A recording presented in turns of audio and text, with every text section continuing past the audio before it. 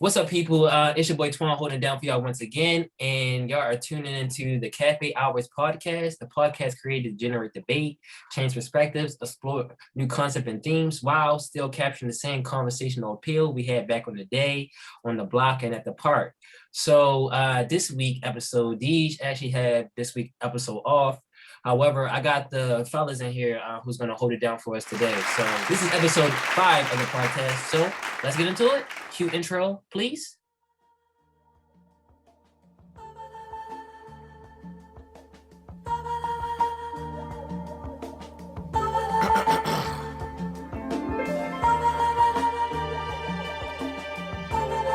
Type shit you ride home to. Yeah. Yo, as we proceed to get you going off that cognac and caffeine, proceed,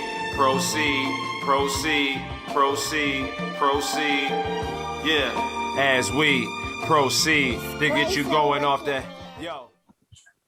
Okay, so for this episode, like I said before, the Deej is actually gonna take a break from this episode. So I got the fellas in here. So I'm just gonna have the fellas introduce themselves. So who wanna go first?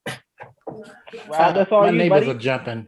Well, my neighbors are jumping right now, so I'm gonna let you go first. Hopefully they'll leave by the time you finish. Like I'm not gonna fire that's on track. This track fire though, like for real. Bet. It's Kev. That's it. I'm Kevin. The boy called me for the hop on the podcast, so I guess I got an interesting perspective to give. Oh no, we gonna see how this go. Also, give us a don't just give us your name. Also, right. A little bit about what you do, man. Shout out that, of course. Recently I repair cell phones, so if you know anybody that need their phone fixed, call your boy. Other than that, I took up streaming. Blue Troll 22 on twitch.com or twitch.tv. I stream Monday, Wednesday, and Friday, 10 p.m. Eastern Standard Time. Tune into your boy. That's what's up. Rob, that's it's on you. Oh, yeah, it's on you, sir. My name is Rob, but sometimes people call me Pony. I get around and I do a lot of stuff, depending on the time of day and the weather, to be honest. I get into a lot of instruments. Just recently bought a new piano. As soon I should be producing again if I can get my old PC back up and running, but if not, I might just have to transfer everything. But other than that, it depends on what the mood is, and I'll do something else. Mm-hmm. I'm not doing a lot, but I'm always doing something. That's actually really good. Thanks for joining the show and participating in the show. I know it's super duper last minute because I just came back from a trip. So let me just run through the highs of what actually transpired this past couple of weeks with me, and each of the fellas is going to tell you a little bit more about what they do and been doing in the background and what they try and do in the future.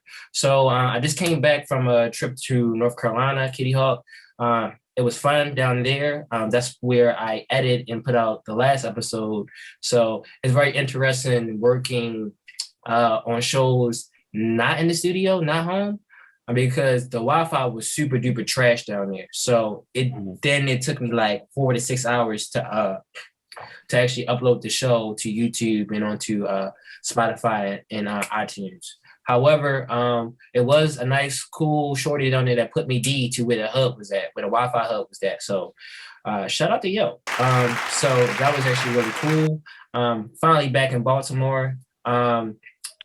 It's different. It's different being home. But a lot of people miss me.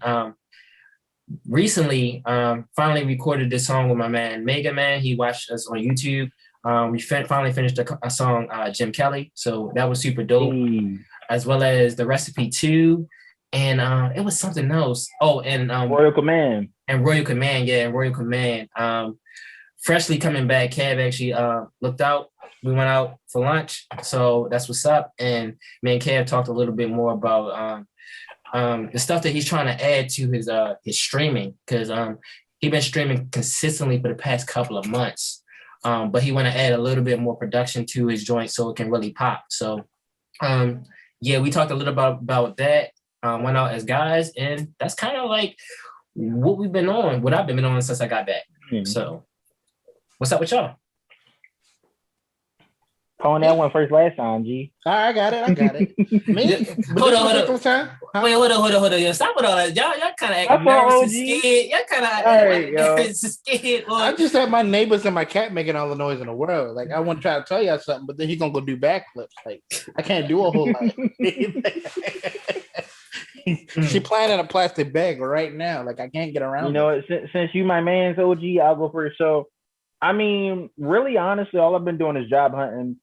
I'm looking to just, it's a pandemic out here, so it's not necessarily easy to find a job, but it's just like, you just get tired of BS on the job. So it's just like, I feel like the way you minimize BS that you got to deal with working is to just work for yourself. So as soon as I can figure out a business plan and model, I want to work for myself. The one thing I know is I don't want to work for somebody else for the rest of my life, for real. And at least if anything goes wrong, it's my fault. That's something I got to be held accountable for. So other than job hunting, it's just trying to find laptops, cameras, capture cards, things like that to better produce, like better increase the quality of my stream.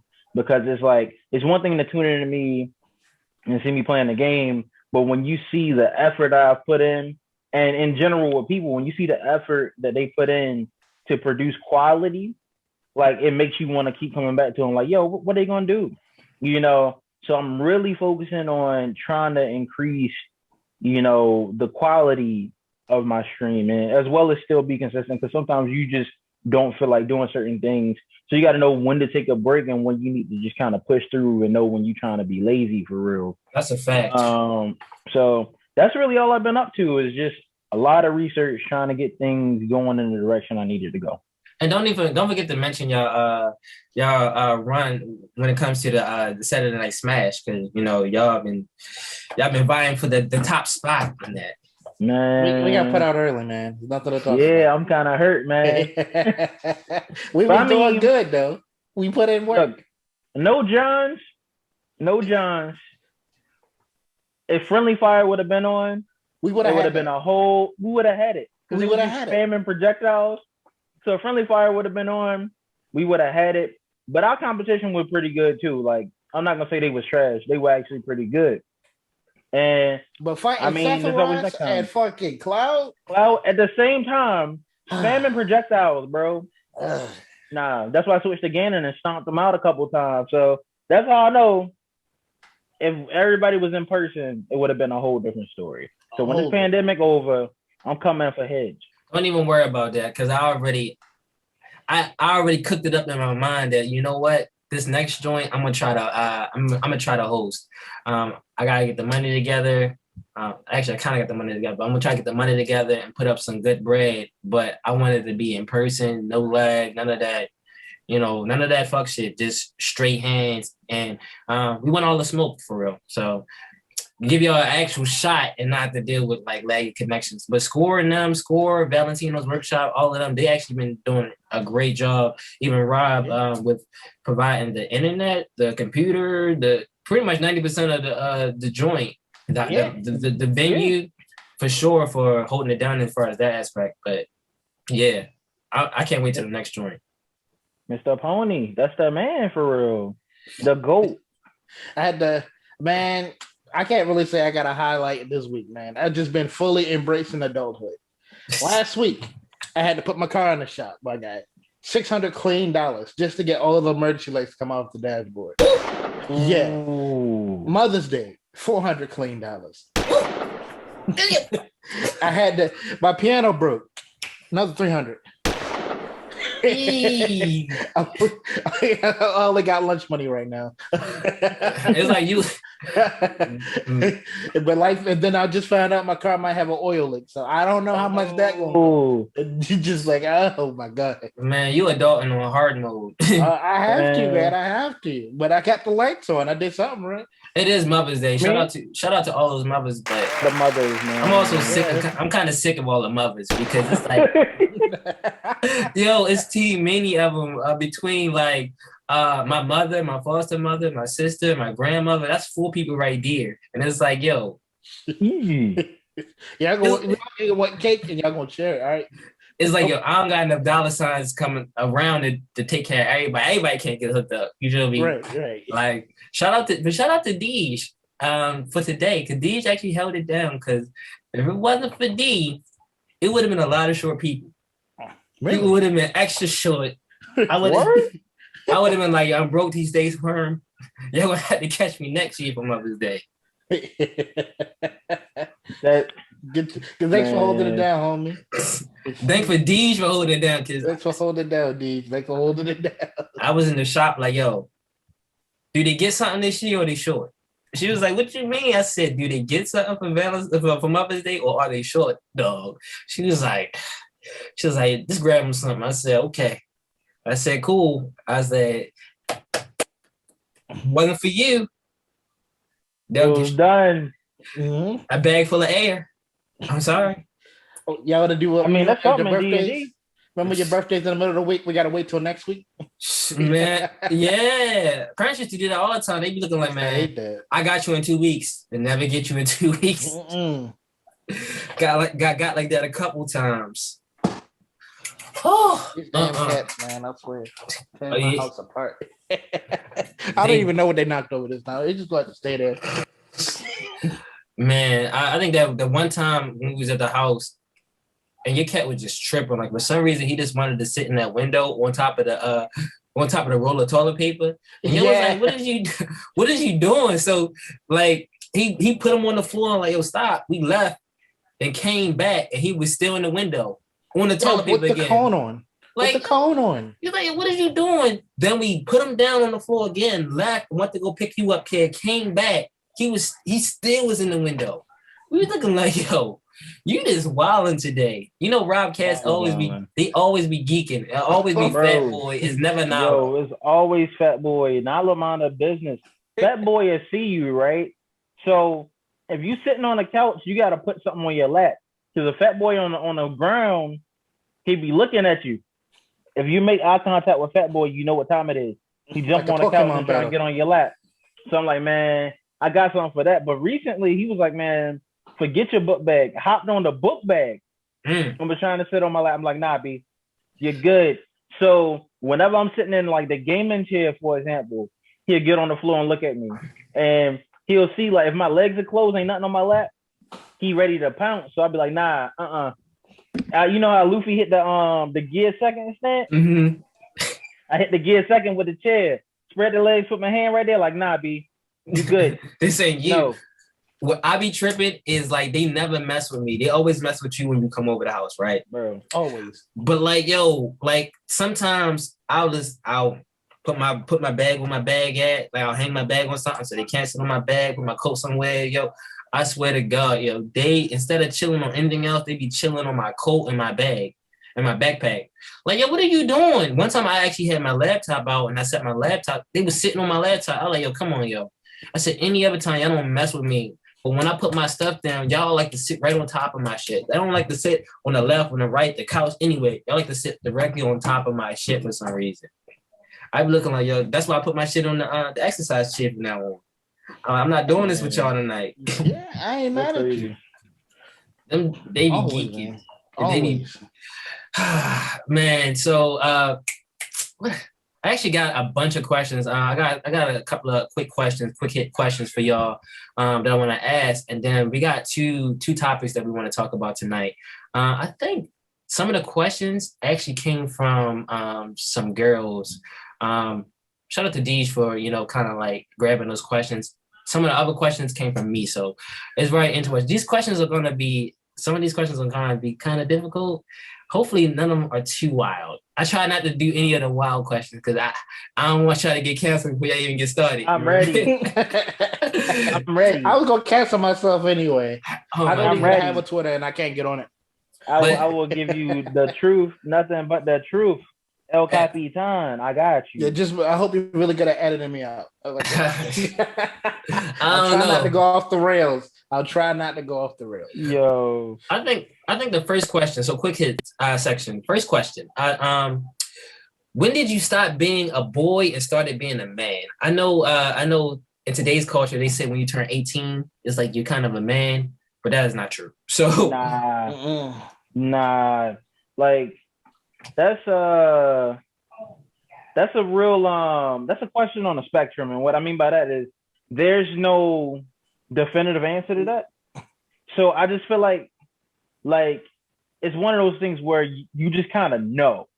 So what happens is like when you start being thrust into more like adult roles or adult decisions, like whether you like, all right, you paying rent now, or you got to get a job, you paying your own phone bill. Like that's like kind of training you up to at least get in the habit of actually paying bills on time and things like that. And then next thing you know, you get slapped with that BG&E like me, you know. But it's just like you kind of stop doing certain things. You kind of, and it's sometimes it's not intentional. Like with me and you, Twan, we used to hang out like every other day. I used to be at your house for like half the week. The good life at times, you know. Or we just be like, yo, we going downtown, or yo, you trying to go here, you trying to go there, and you had all this time to hang out. You didn't have a care in the world. But as times go on and times change, you kind of realize like, yeah, it's cool to hang out, but I gotta handle this. I got business to handle. Yeah, you know. And it's just like you kind of put certain things away, like, or you know, you realize you don't have time for all the things that you used to have time for, whether that's staying up all night and playing the game, hanging at a friend house all times of night. You know, like as time goes on, you have to allot your time to a bunch of different things. So you got to balance family, you got to balance work. If you got a significant other, you got to balance significant others. If you got, you know, the homies, you got to balance the homies. And I feel like as you learn to balance different aspects of your life, you grow into different aspects of adulthood or manhood or womanhood. Like as you learn to balance and juggle different aspects of your life and you really start to see what is important, that's when you know, like, yeah, it really dawns on you one day, like, yo, I'm a man. Whether that be taking on certain responsibilities at like 18, 21, 22, 25, like everybody gets hit at different ages. There's no distinct age where you become a man, because you can be practically 16 handling man of the house responsibilities because you're the oldest male in the house. What I noticed, in my experience, it's just the females around me just stop doing stuff and they stop asking you to do stuff, and then you just gotta, you be looking like that, like you be like, dang, like nobody take the trash out. I was like 8 bags of trash. I've been gone on vacation. Like, what's going on? It's like, bro, you gotta do it. It's like, yo, this bag of mulch been sitting on this front stairs for like who knows how long. I'm gonna keep it real with you. Guess who that's been happening to lately? Oh, me. Me. I come home like, yo, didn't I just see this the other day? Like, I'd be mad too. I'd be like, man, let me take this out right quick. Got to call a family meeting. Like, yo, why is this still right here? Why is this in the kitchen? At the end of the day, it's your fault. At the end of the day, your fault. Because it's like, man, I gotta come home. I'm like, it's certain like things are said and unsaid in like the household, and like it's like kind of like that's kind of one of them unsaid things. Like, well, you the guy, you gonna take that trash, you gonna get involved, you gonna take that trash out, you know. And like it used to really annoy me, but then it like kind of dawned on me, like, I mean, people be getting snatched up just taking the trash out, you know. So let a predator, you know, like long shot, but let a predator catch a woman taking the trash out. You know. So it's like I feel like it's like inadvertently like safeguarding our women too. Like it doesn't. You don't have to read into it that deep, but it's just certain things that like a man should be doing. Right. You know, and I mean, I'm all for gender equality, but I mean, taking out the trash, you would assume that it's the man's responsibility to do, unless there is no man in the house, you know. Right. But that's a topic for another time, of course. What you think about that, Rob? When did you stop being a boy and started being a man? I know you. I think when we talked, yours kind of. I remember you saying your joint happened a lot earlier than most of us. I guess as of current memory, I'll have to say that I became a man twice. The reason why I said it is because like two life-changing scenarios happened, but they were so minor. But if you don't catch it, it'll mess you up. So in my scenario, I guess the first one will be is when I got my first check and lost it in the same hour. Yeah, that was you told me about. Like, I was so hurt. And they said, all right, now you got to buy shoes, your own clothes, your own this, your own that. I was like, oh, I was living for free. Like, usually milk was was free. Now it's $3. Like, hold on, this is different now. So when I had to dress myself, get my own clothes, get my own stuff, was my first check. I think it was like, damn, that was like $200, and it's just gone. I worked 4 hours, 3 hours, or 12 hours for this, and it's gone, clean gone. And then when I checked it, it was like all these weird numbers, and it said, "Oh, those are taxes. They get 30% off the top." I'm like, "Hey, yo!" So I didn't get no money off my first check. And I know you my back for that check, and I know you was penning that joint. You was at home with the yellow pad and penning how many hours you make and what the taxes was. How much? How it's done. And I guess the second scenario is when I became a man. Is the day I moved out. I was extremely selfish at the time. In both scenarios, I was really close to my parents. And every time I had trouble, I could just pick my phone up and call one of them, and I was cool. When I first moved out, I picked up, it was like a dresser, a mattress. I had sold all my games to put down the closing and down. So, and I think it was just my phone. And that was just about it. I had nothing else in this house. I had an Echo for like 3 months. It drove me up the fucking wall. But when I went back to my parents' house to make sure I got everything, and I started that empty room, I was like, damn, I'm really not here no more. I really don't live here. And like, it just hit different. Then when you go home and your fridge empty, your cabinet's empty, your closet empty, everything there's just nothing here. Just something you used to just opening your door up and it's just right there and it's not. It was like, oh, it's not there. And I had to struggle with that for like 2 months. Every time I opened up my cabinet for some water, no cups. All right, I'm gonna make something to eat. Nothing in the fridge. I was like, hey, yo, what? And then I was like, okay, let me call my parents. And like, for what? I'm a man now. I'm an adult. I gotta do it myself. I gotta do everything myself. So like, it took a lot to get it here. And it's been like months when I was down bad to the point where all I had was bowls of rice. But I was so proud for it, I didn't want to say nothing. Because I was like, I'm here because I screwed up. So that's when I was like, I'm a man now. So that's when I became like ruthless, I have to say. Because they kept saying like, oh, you moved to the city, you acted different. Like, no. There is no fallback. There is no trampoline. Yeah, that's that manhood thing. I haven't faced it on that level yet, but like when I get there, hopefully I'm able to do it because everything crazy. Well, I think last episode I kind of talked about like the stuff that I went through when I was young and how we used to kind of like low-key live by ourselves and stuff like that for like 3-4 months over East Baltimore, and we had to cook and go to school and all that. That joint was kind of crazy. So to add a little bit of finances to that and making sure you're good and for that aspect, that's gonna be interesting in the future. I do have the next question is who taught y'all how to be men? I didn't really have my father in my life like that. He was around, but not like that. So that's the next question. I guess Rob, you go first. I'll go first. Yeah, I'll go first. Well, I had my father in my life, and what he did was he drip feed information as the moment I learned how to talk. So it just didn't really like slap me all at once. Like, all right, pull your pants up, put your shirt on right, iron your clothes, be a man. It wasn't like that. It was just this information was fed to me from the beginning to now. And I can still call him and he'll still feed me a little bit of information. But what was going on at the time was that he was becoming a man at the same time because he was his own man for a long time. He just grew up on his own. But he said, okay, somebody was relying on me and I don't want him to make the same mistakes. So he had to learn how to teach me. And on top of that, I was nothing like him. I'm more like my mother. So like all my like dreams and ambitions was nothing like his. He was hands-on, want to fix cars. I'm like, I like the trumpet. And then he just like, I don't know what to do with this. So he just said, okay, this is how you run your money. This is how you run your food and stuff. This is how you make sure you make it out day to day. But the only thing we never connected on was basically how to date. Because the world changed when he grown up. Because it was different back then. You have everybody everywhere at all times of the day back then. Now it's like I gotta pick up your phone and hope they answer.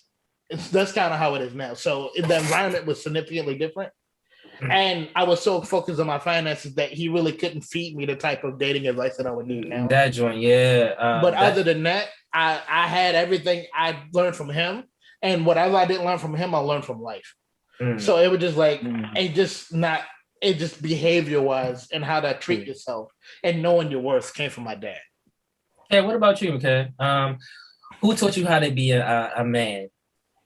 All right. Well, first off, I gotta apologize for yawning.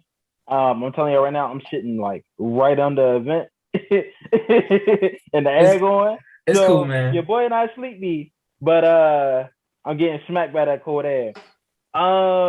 So for me, I've had multiple male role models over the course of my life. I've moved around a lot. I'm originally from Virginia, and even in Virginia, moved around a lot. My biological father wasn't really in my life like that.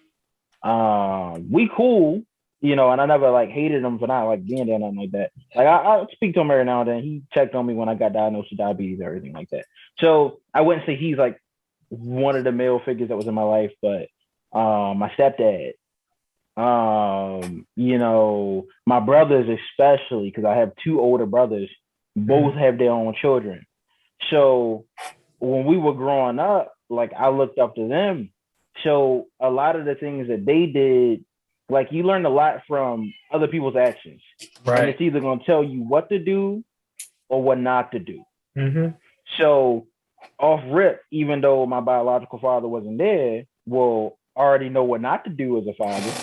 Yep. You know, that's how they get me there. Like, you get what I mean? Yeah, so I feel you. It's like I've had multiple male role models, from my brothers to men at my church, to like my pastor, to friends, you know, who are men as well. Because there's a lot of things I learned from Twan, especially like when it comes to organization skills and what to do on certain days. That's a lot of the things I learned from Pony right here, because me and Pony hang out dang near every Saturday.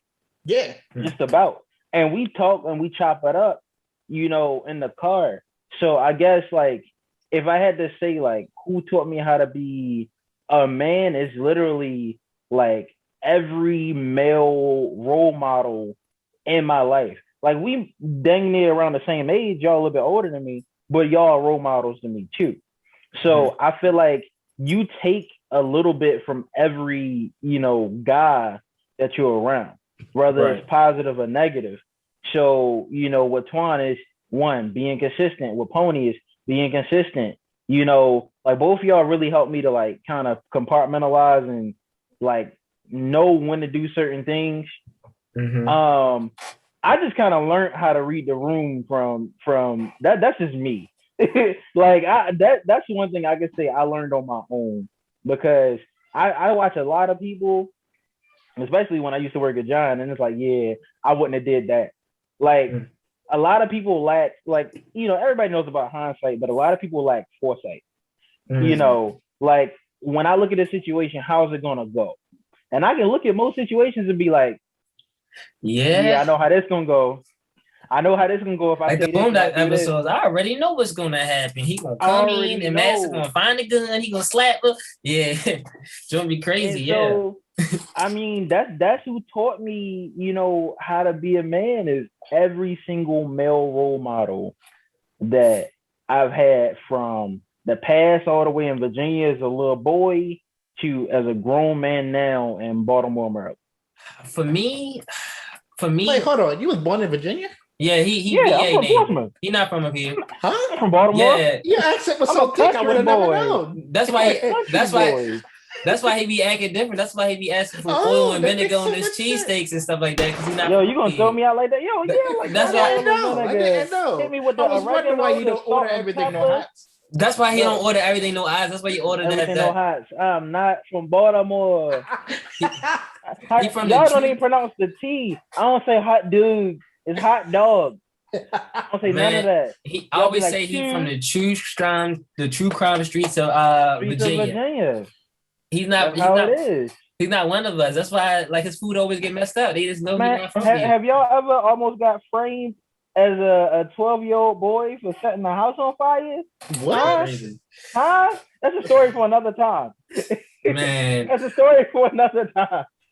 But for me, who taught me how to be a man, I spent a little bit of time with my father, so that was kind of cool. Just watching him. What I seen in him was I seen him fix cars, and his hands always was dirty.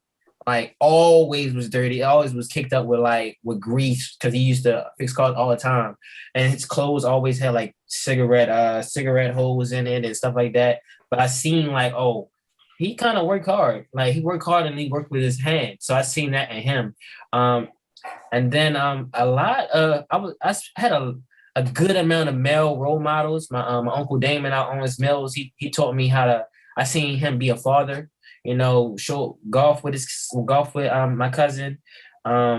He golfed with my cousin, played baseball, played basketball. I seen him, you know, he showed up on the weekends to the extracurriculars. He did that. He didn't go to church. He didn't go to the Kingdom Hall because that wasn't his deal. But like he was there playing Grand Theft Auto 2, playing at Midnight Club. I seen him like be a father. So I was like, dang, that was really dope. And that little image that happened kind of stuck in my head. And then I think the biggest guy who taught me the most stuff probably was my coworker Moneybags at DiBiase. He kind of taught me the most stuff.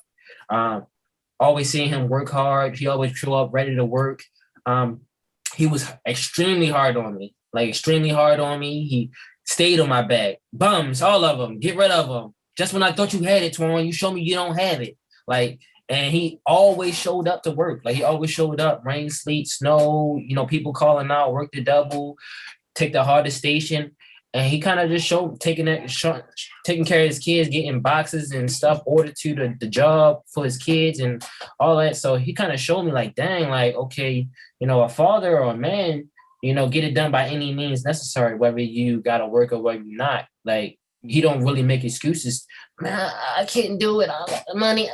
He don't really make excuses. He just, you know, keep his head down and get this shit done.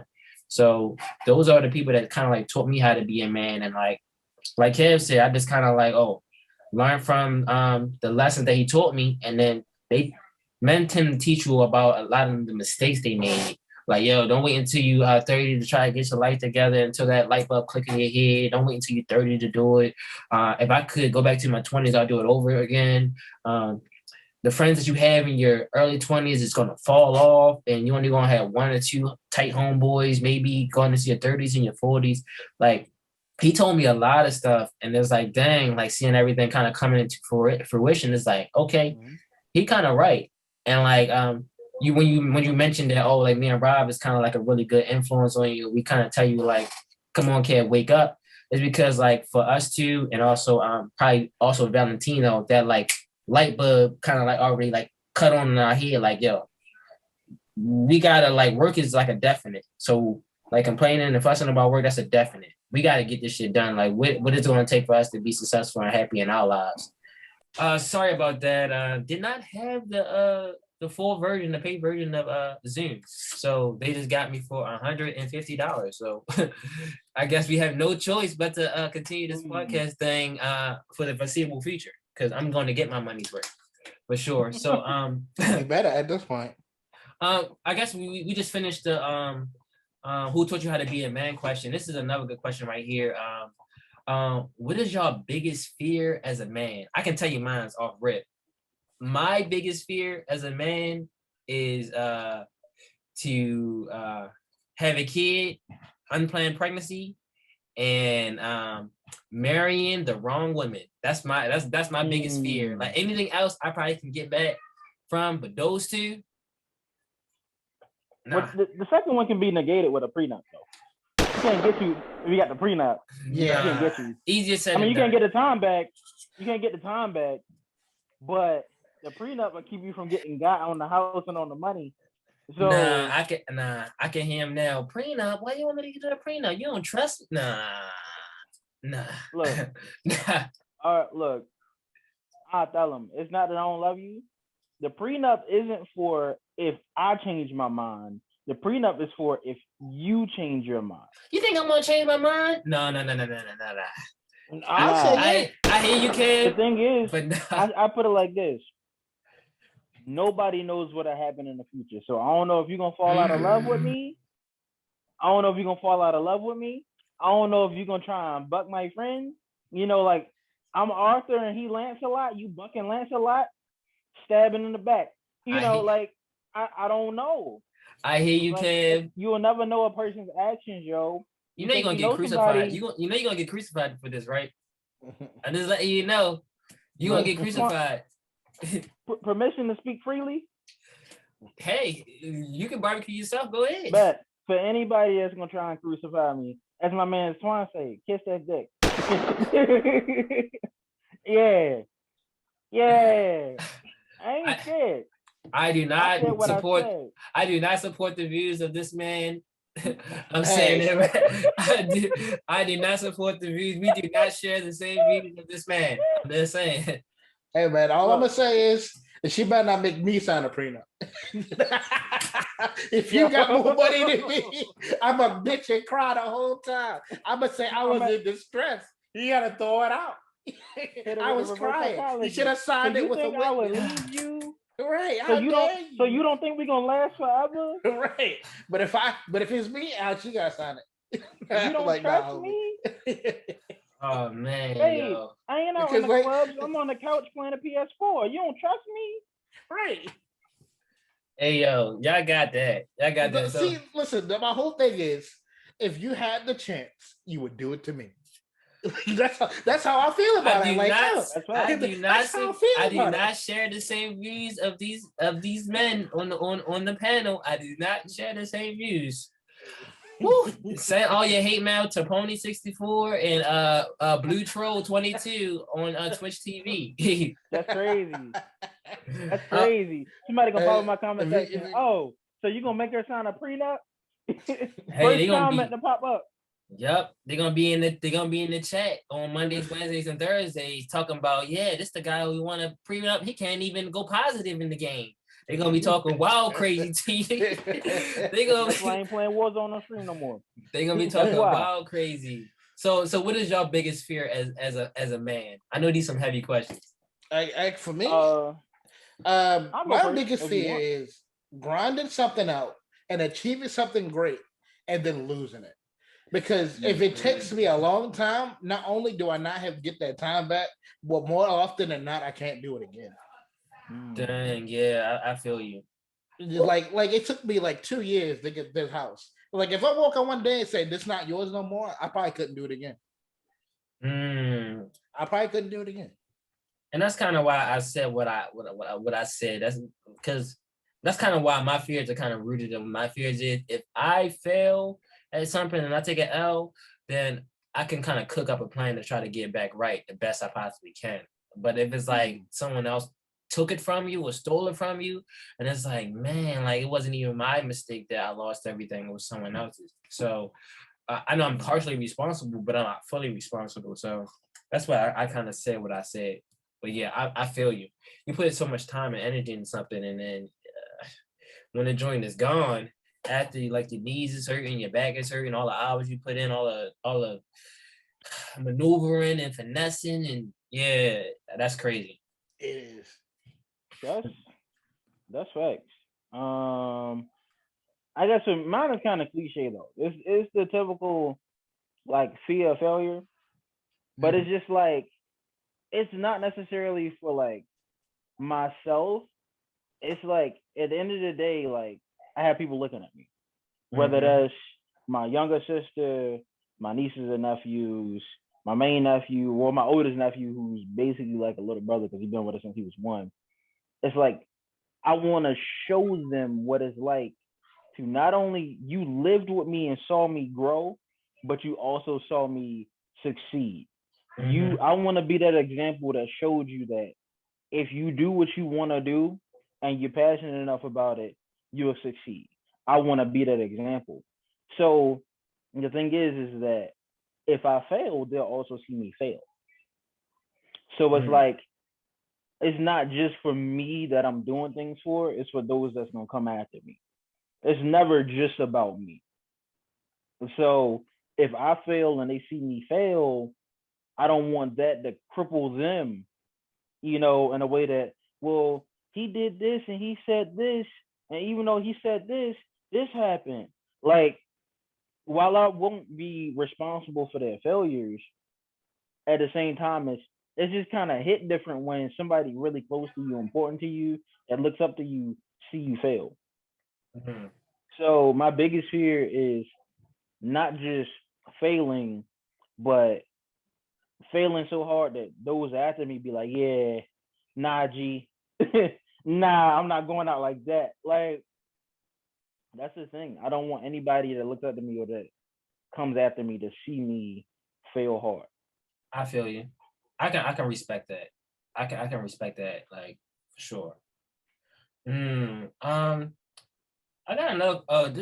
These are actually like two questions that came from girls, but the first one is I don't know who sent this in, but it was like why do you guys rate things? You know how we tend to we tend to rate video games, we tend to relate girls and stuff like that. They want to know, why do guys rate things? Why do we rate things? Yeah, RAT. rate things. Well, I'll go first this time, Pony. Right. So for me, I know personally, as an adult, as a man, as a person in general, everybody has to weigh their options. So if I rate something, whether that be, a girl, a video game, a car, it's because at the end of the day, I have to pick what's going to be best for my interest. And I got to pick, what am I not going to regret more? Like, even if it's two decisions or two options that I'm going to regret, well, I'm going to pick the one that I'm at least regret. So with women, it's not just like, at least with me, I'm not just rating looks or whatever. I'm not gonna say I'm the best looking dude on the market or whatever, but I ain't an idiot. So that already put me above, a certain amount of people. So like, facts, because like, it's certain criteria and areas that everybody has. Everybody has a type. I don't care what nobody says. The first thing you see is physical attraction, and looks do matter. That is true. So it's like, and I hate when people say, "Oh, looks don't matter," or sex doesn't. Sex matters, because I'm not gonna be with somebody that I'm sexually incompatible with. That's a fact. Like, that's facts. So it's just that I'm weighing my options, just like women weigh their options. Any smart person is going to weigh their options. So this may be a 7 on Yelp or a 4 on Yelp, okay, since Yelp is out of 5 stars, and this may be a 3.5. But this one might have some banging dumplings that I like, compared to this one having certain that's trash. So you gotta kind of, you can't always rate things based off surface value. Sometimes surface value is all you have, but you gotta really go in depth when it comes to rating things, because on the outside, something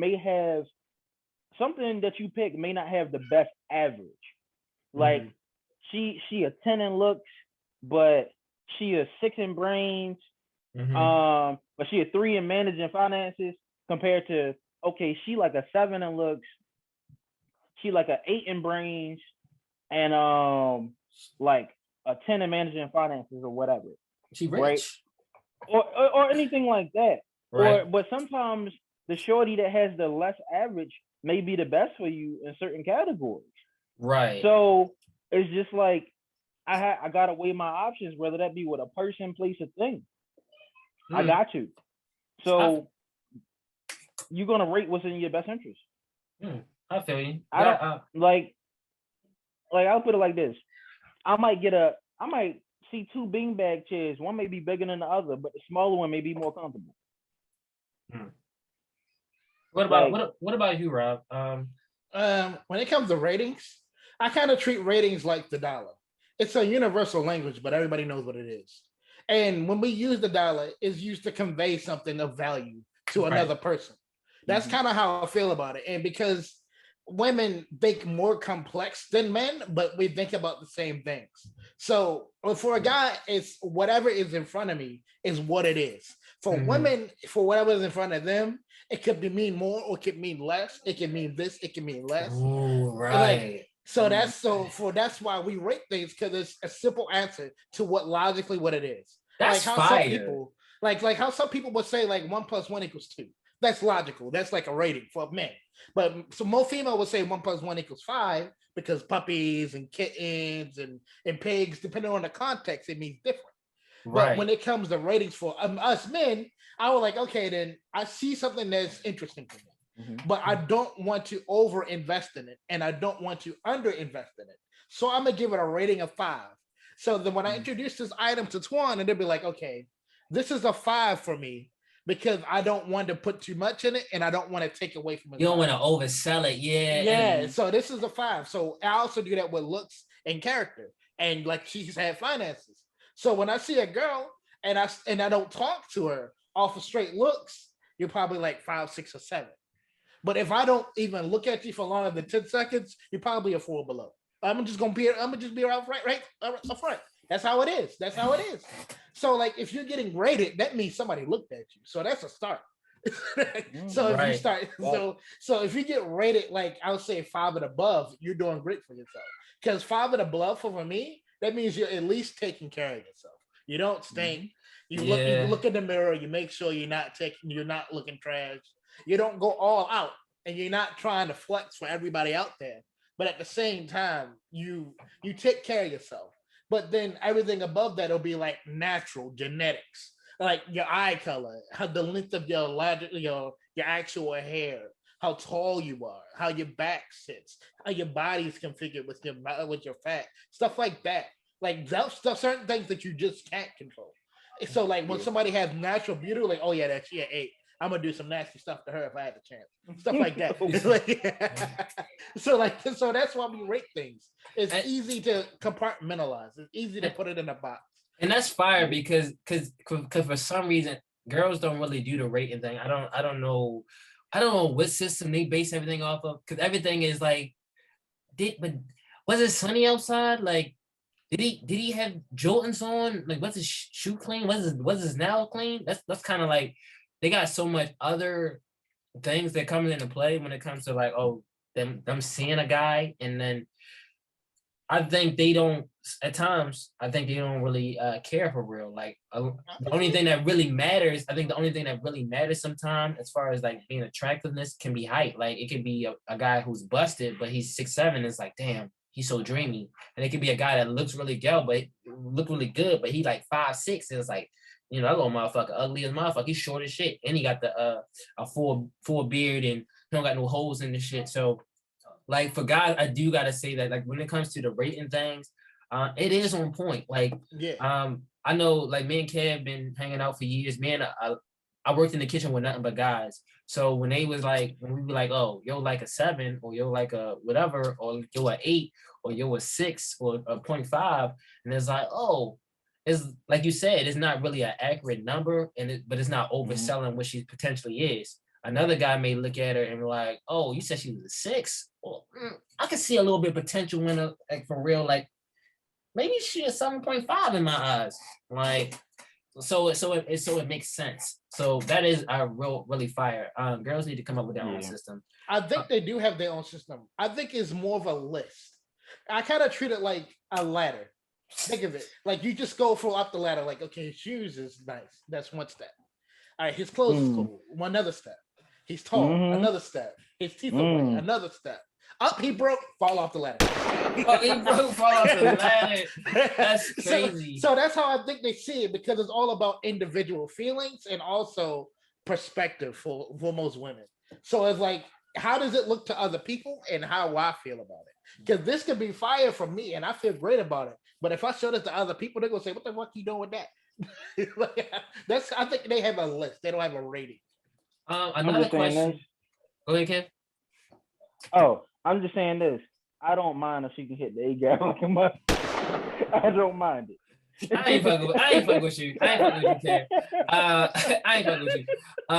Another question they had was they said, do guys subscribe to research and practice about spirituality, astronomy, birth charts, manifestations, affirmations, meditation, yoga, and etc. So like, no. I guess do those. I guess do y'all like subscribe to or research or practice any of those? No, I only use it when I'm not trying to talk to somebody. But I don't like do super in depth, and I don't got no crystals and incense in the back. No, I'm not doing none of that. And I'm not stretching my leg behind my head. It's more along the lines of, "Oh, you're a Virgo, so I expect you to act the same." They're like, "Nah." Like I think that's how deep I ever get. So like, just some people just ask me when my birthday is. Like, "Oh, that's why you so mean." Same, Like, same. The astronomy, yeah, same. The astronomy, yeah, but everything else, not so. But I kind of don't. I don't just subscribe to it because it's kind of inaccurate. Because it'd be like a general set of information that can apply to anybody. Or like, oh, so you was born under the dark moon on the 12th day on the night. I was like, okay, that means you must like On the books. harvest Like, well, moon? I do read books. On Darkest I Night. do read books. What is she, I Robin? didn't know. A Green Lantern? You said on Darkest Day, Darkest Night, Green Lantern's light. You're violent. Yo. That's what it be like. But like, he was born on the third Sunday on the 12th moon. And be like, oh, so that means you must like going outside. Like, oh, I do love going outside. It's general. I ain't gonna hold you, but it does help. It does kind of help a bit when you're trying to get up on these holes. You're trying to like at least establish a connection in the beginning. Like it kind of helps, but it can hinder. It can hinder you if like the girl that you're trying to, I guess, vie for or something like that. Yeah, have bad had bad experiences with your sign. Is like, oh, you a Taurus? All the Tauruses I messed with cheated on me and stole my car. And it's like, no, and then she probably kept picking bad people. Then she's kind of like, you look like, dang, they did that. Like, yeah, they cheated on me and stole my car. All 10 of them.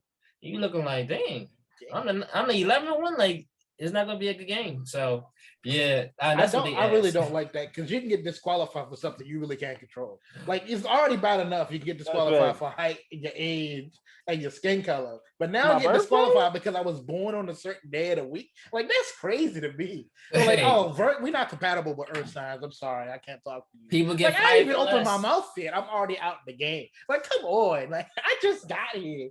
I can't even stop that. I gotta lie about my birthday to talk to you. That don't be a menace. They give you that, cross your name right off the list. Do we have a problem? Crazy. What you think about that question, Kev? Do you subscribe to any of those? The spirituality? Go down the list again. Spirituality, astronomy, birth charts, manifestations, affirmations, meditation, yoga, and etc. Okay, one, if I was skinny enough, I would do yoga. From what I see and know people that do it, it's relaxing. I do believe in having some form of spirituality is good, and not to confuse spirituality with religion. Okay. Two different things. Okay.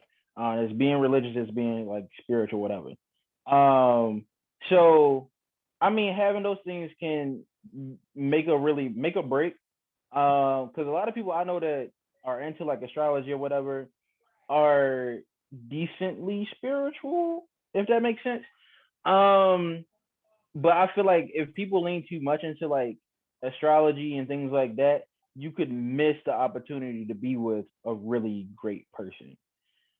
Just because you had bad experiences with one sign doesn't mean you'll have bad experiences with that sign all the time. I mean, but then there's funny coincidences because both of my serious relationships I've ever had have been Libras, which is kind of crazy.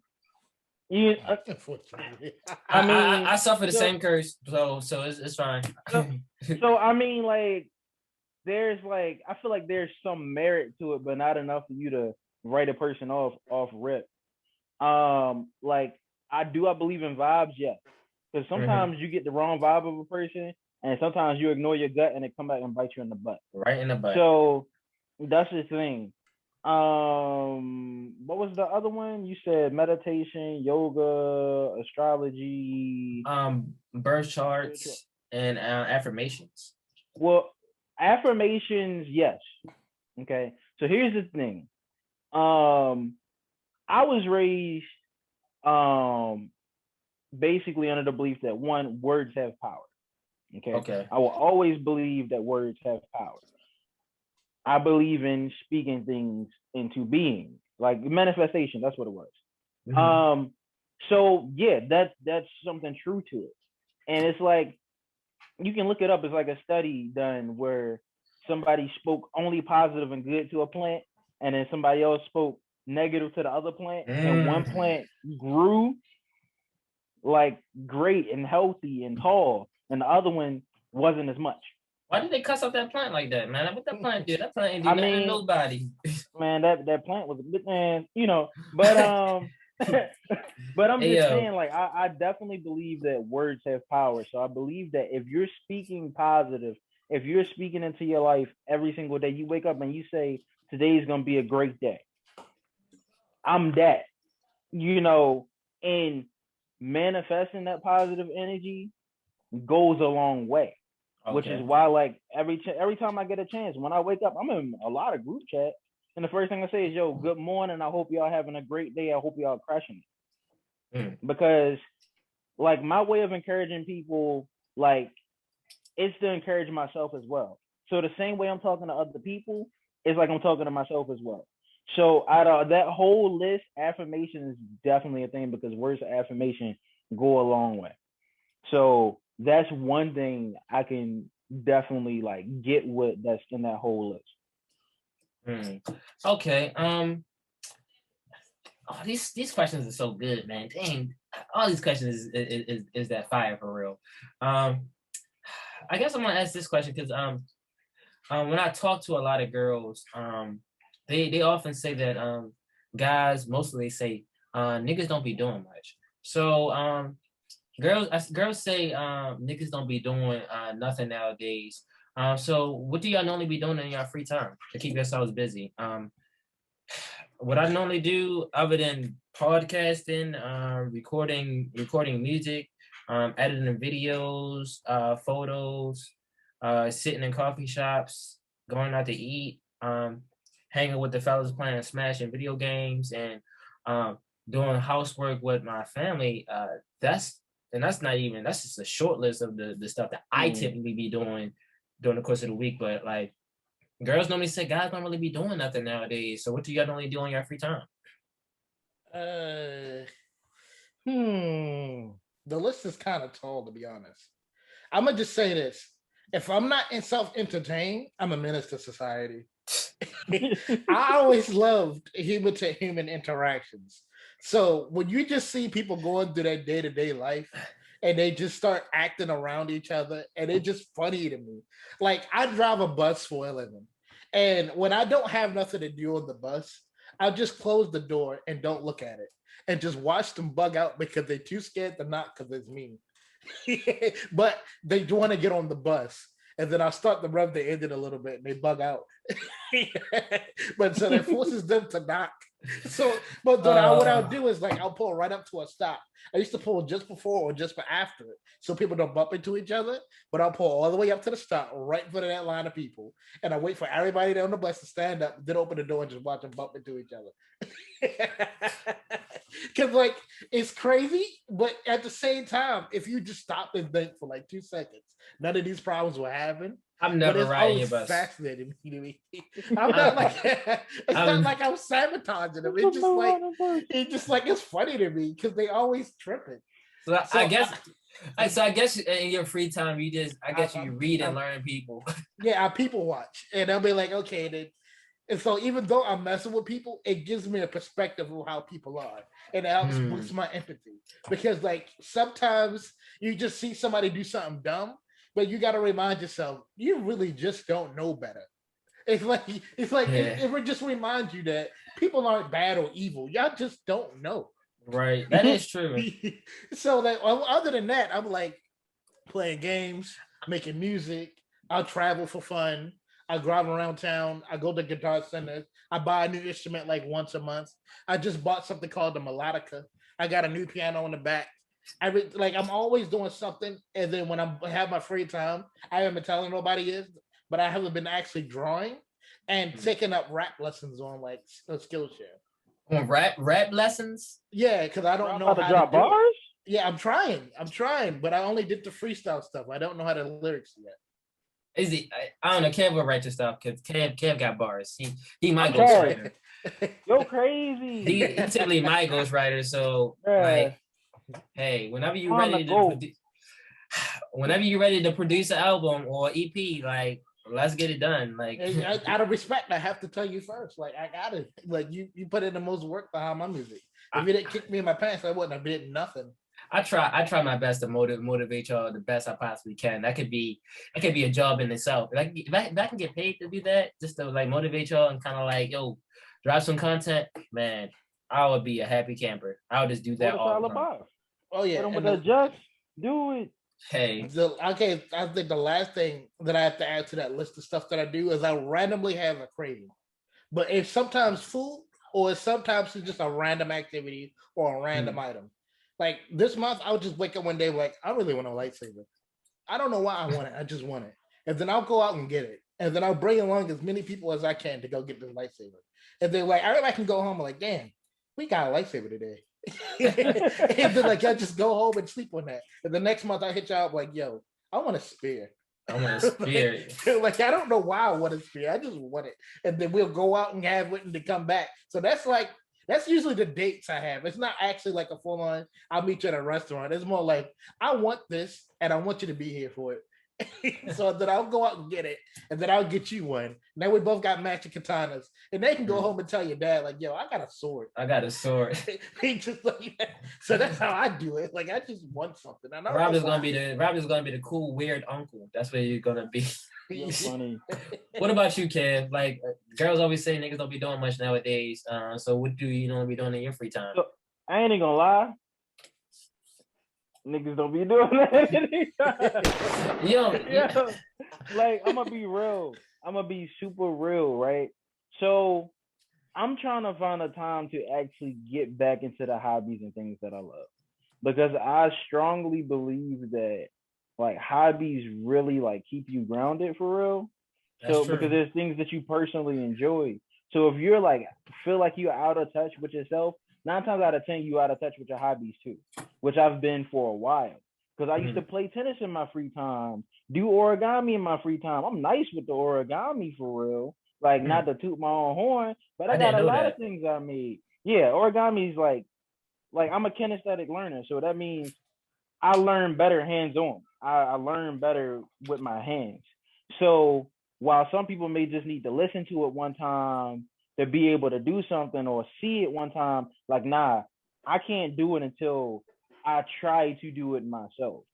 So it's just like now I'm trying to get back in, my hobbies is warming up. So I'm definitely going to be out there playing tennis because it's just something that happened that I got into that I was like, yo, I really like this. It used to be boring when I didn't know how to play. Now I know how to play. It's exciting to watch a match.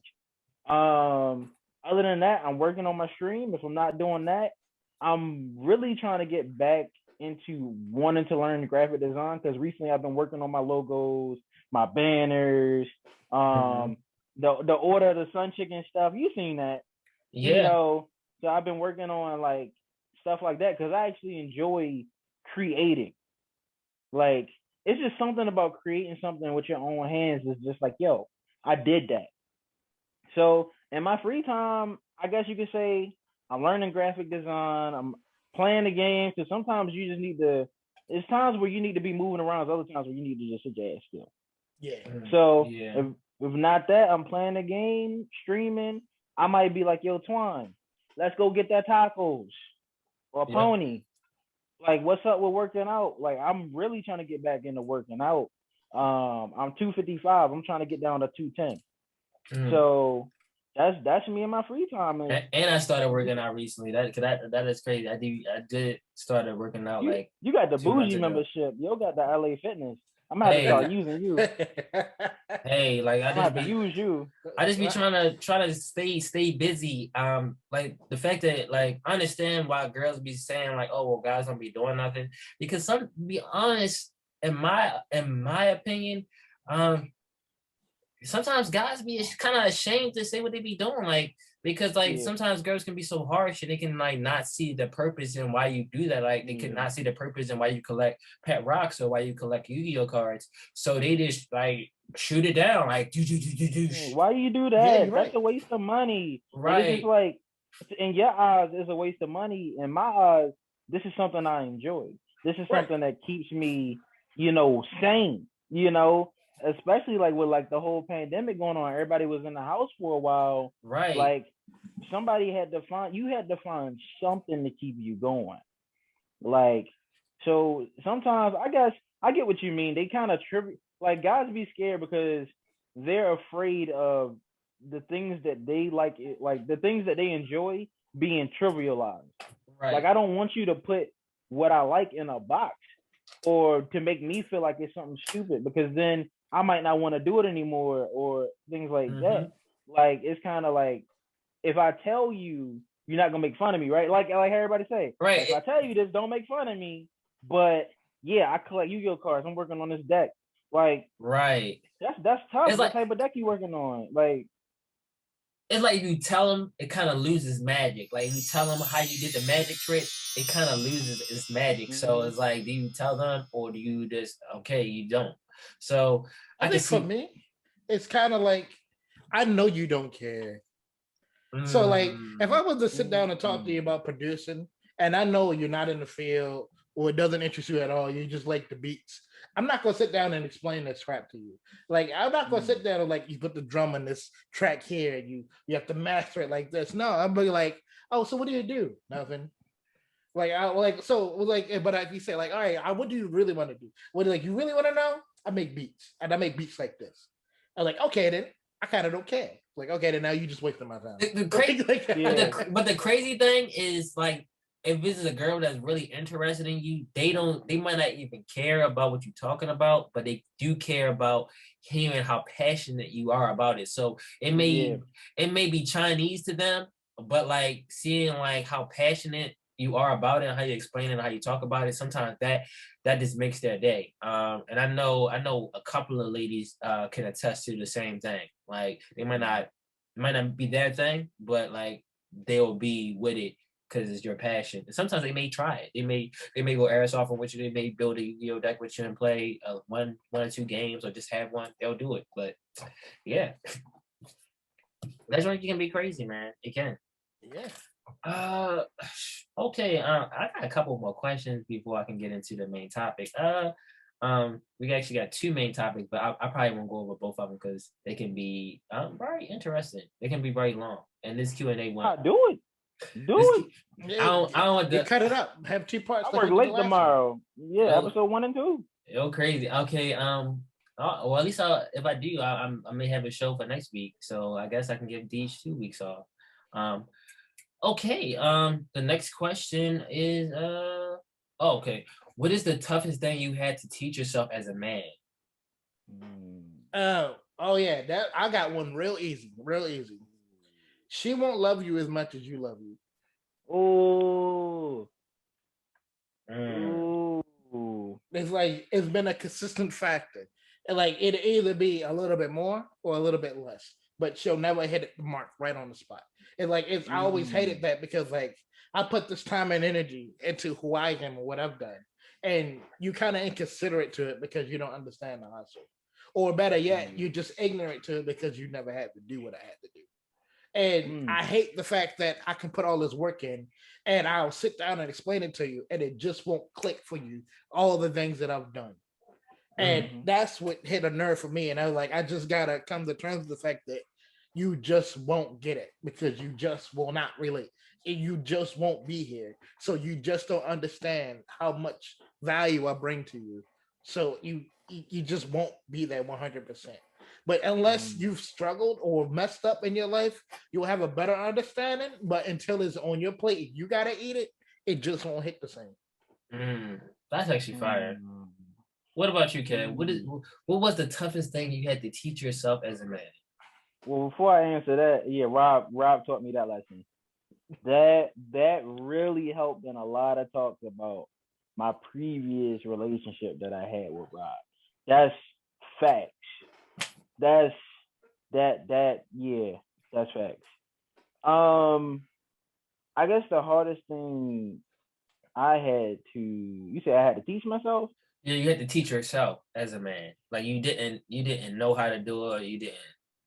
I don't know, like from certain stuff that sometimes go ahead. It's okay to let go. Yeah. Like it's okay to let go. It's okay to stop fighting. Because sometimes like I equate it to this, right? There's a Justice League movie, and basically it used all of Batman's countermeasures against the Justice League. Yeah, that joint was fine. And the one with Wonder Woman was she was poisoned. And the thing about Wonder Woman is the one thing that's her weakness is she never gives up. So she was literally going to fight herself into exhaustion, into like having a heart attack. And it's true. Like for people that like to persevere, for people who don't give up, who have that stick-to-itiveness, like that can be a weakness and that can be a strength. And for me, particular, it's like when I love hard, yo. If I tell somebody I love you, it's not like I love you. It's like I love you. I'm here for you. And if you need me, I got you. So it's like once you're in a relationship with somebody and you love them that hard, like it kind of relates to what Rob was saying. Like sometimes you just don't know when to give up a relationship, and sometimes you just don't know how much more that relationship is harming you. Madness. Then you don't know how much it's harming you compared to like being beneficial. And it's like in your mind, you're like, no, this still benefits me. When in actuality, that relationship is dead. So it's like the equivalent of carrying around a dead body is holding you down. And if you go into the water, that body gonna sink and you gonna sink. So I had to learn that sometimes it's okay to unbuckle the cuffs, like undo the cuffs, get out of that. You putting yourself in prison, bro. You in jail by your own volition. So that's the hardest thing I had to teach myself was it is okay to let go. Sometimes you gotta let go for their sake and yours. I don't know. I actually don't know how to answer this question. I always think of like it's so tough. There's certain things that you got to teach yourself as a man because you don't have many in your life to teach you. So like how to shave properly, how to cut your hair. Sometimes you don't know how to. You don't have a father there, so you got to learn like how to shape yourself up. So you may go couple months, couple years looking crazy, and people may laugh at you and make fun of you. It was like, yo, I had to do this from the ground up. Nobody ain't teach me how to do that. You know, I ain't have a man to teach me. I had to go to YouTube. I had to, I messed it up. I cut it too long, cut it too short, shave everything off, try it again. So that's one thing. That's just like a practical skill that you have to teach yourself. For me, I don't know. The toughest thing I had to teach myself. Actually, I already know one for you. Actually, yeah, same. What would you say? What would I say? Because I don't know. The reliability. You want to go first? Yeah. I'm gonna just say the reliability of people because I remember the transition that we was having from out of high school to like now. You was having a lot of trouble getting people to come through for you. And it was like, damn, these people are unreliable. That means all of this was on me. He was trying to get everybody on the bandwagon. Everybody wasn't on the same page. So I know that you had to learn from that on your own. I couldn't say that to you. Bro, you weren't just carrying the backpack, you were the backpack. And you was trying to get everybody inside, and for some reason the backpack just had a lot of holes in it. It's it is crazy because like I agree with what Rob said. It was like this, and like I can attest because I benefited from it, right? Like, and I ain't lie, I did feel some type of way, but I want my money back. I want my money back. But I had to understand you were doing a lot more for people than what people were doing for you, and I can tell it was taking a toll. We used to hire what? The New Year's Eve parties, the Christmas parties, like you were basically planning everything. And I could see it. And then it's like when it comes time to trying to get somebody else to plan something, everybody like, nah, you got that, Twine. You can't be you the cat behind Twine. So I feel like for you is when you learn to stop being as reliable. Like because like it was taking a toll on you, and I could see it. And did I feel some type of way when you was like, niggas is dead? Yeah. But at the same time, it's like, well, if the shoe was on the other foot and I was carrying everybody all the time and I was giving chance after chance after chance for everybody to get their stuff together and get right while I'm helping you out. And it's like, I'm willing to help you, but you're not helping yourself. So why am I gonna help you if you're not even trying to help yourself? Like, it takes a toll. So when you finally was like, I'm willing to help, but you gotta help yourself, and you gotta do this and you gotta do that. You actually gotta put the effort in. Like, that was one thing, because then like it really kind of, I feel like, how can I say it? You were a crutch. I was crazy. You Not crutch. you was I was crazy. No, like for real, I was because a crazy. crutch is something and somebody like really relies on, and niggas just had to have a crutch kicked from under them so they can walk on their own. Man, I was crazy. I was telling people like, man, go get your permit. I'll pay for it. Then we could talk about driving school. I was like, yo, do the essay. I'll pay your, $300, $600 enrollment fee for Towson if you get accepted there. I should have took you up on that driving school when I had the chance. I was crazy. That's not even including like I helped Shorty that one semester pay for school. I know I helped you one time, but I helped Shorty pay for school one semester because they didn't have a full load. Help people that had car issues. We're not even talking about all the people that I helped that was like, who like got evicted. Like, it was like, I'm about to get evicted tomorrow. I need some stacks. And it's like, oh, I came through and helped them. And I didn't do it to like, oh yeah, the flex. I did it because, off the strength of like, you know what, it just make me happy, to see people's eyes light up. That's why I did all the Christmas parties and made sure y'all stay hooked up for your birthday parties.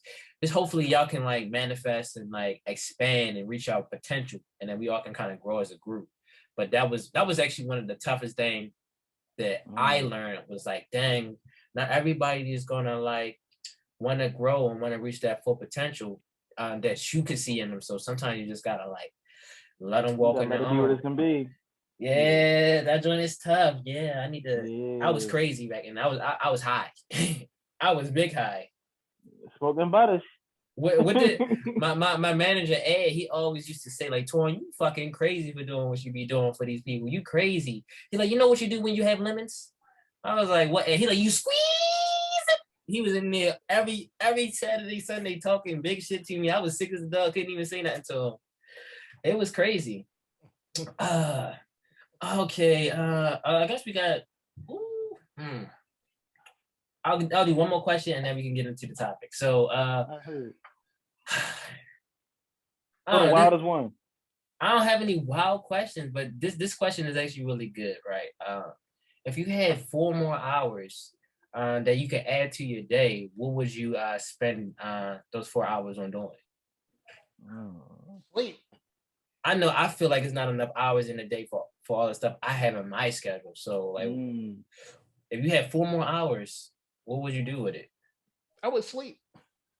To be honest, I would sleep only because like that means that I freed up my entire day, and that way I'll be completely well rested by the next day come around. Because I already do a lot right now. So I drive to work, and then I drive for 12 hours, and then I drive back home, and then I can sleep for 3 or 4 hours and just be up for an extra 5 to 8 hours a day. That's lit. Yeah. And then I'll just have all the energy to knock out whatever I gotta do, and then have enough time to get some rest to go back to work. Yeah, I would sleep. Yeah, because I mean, you just gotta look at it. A lot of people don't feel like they get enough sleep as it is.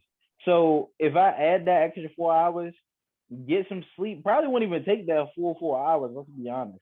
To sleep. So you get a little bit of extra sleep. You wake up rejuvenated. And then you got more clarity because you got actually thinking. You're not just thinking about sleep or being groggy as heck. And then from there, I'm pretty sure that would really boost, some type of brain activity to get something done. Because now you may feel like you finally have enough hours in a day to get done what you want to get done, off the fact that you got some extra sleep. So sleep is a good answer. The other is a buck, because if it's too late, look, hey, I'm gonna be real, right? I'm gonna be real. Oh my God.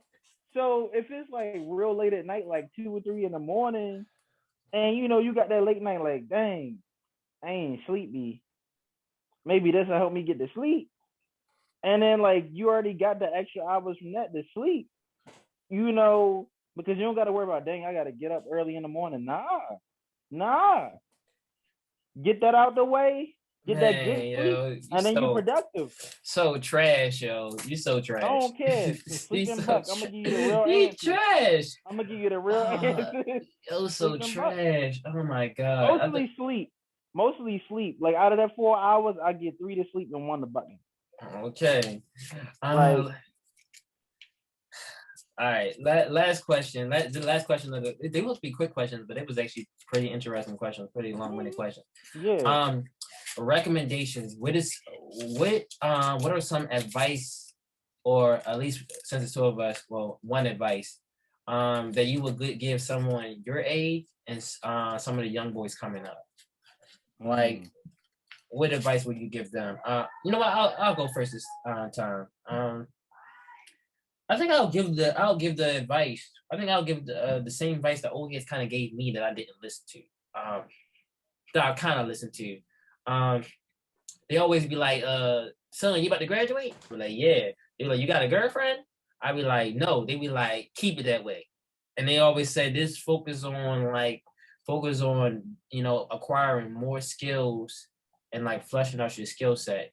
And don't worry as much on the chasing the women in the holes. I know we tend to do the opposite. Like, I guess when we graduate, I don't know, we tend to get girlfriends, and you know, we date for years, or we chase them because, you know, they give us that the watery guts or whatever the case may be, and that kind of like be our motivation. But like, seriously, put the sex down and like just spend all the time just better, like motivating and better yourself and acquiring new skills. I always wanted to be more of a Renaissance man. That's what I always used to say back in the day, and I lived up to a portion of that. I know, like when I first met Rob, he was kind of, I always say Rob is kind of like the person that I should have been or could have been, because he was like a Renaissance man. He was like getting tank license and getting helicopter license. He was getting every license that he could possibly get, every skill he could possibly acquire. Every time I seen him, I'm like, yeah, I got a new skill. So I know I was focused on my school and stuff like that, and cooking and my relationship, but like, yeah, not chasing the women and focusing just strictly on building my own value.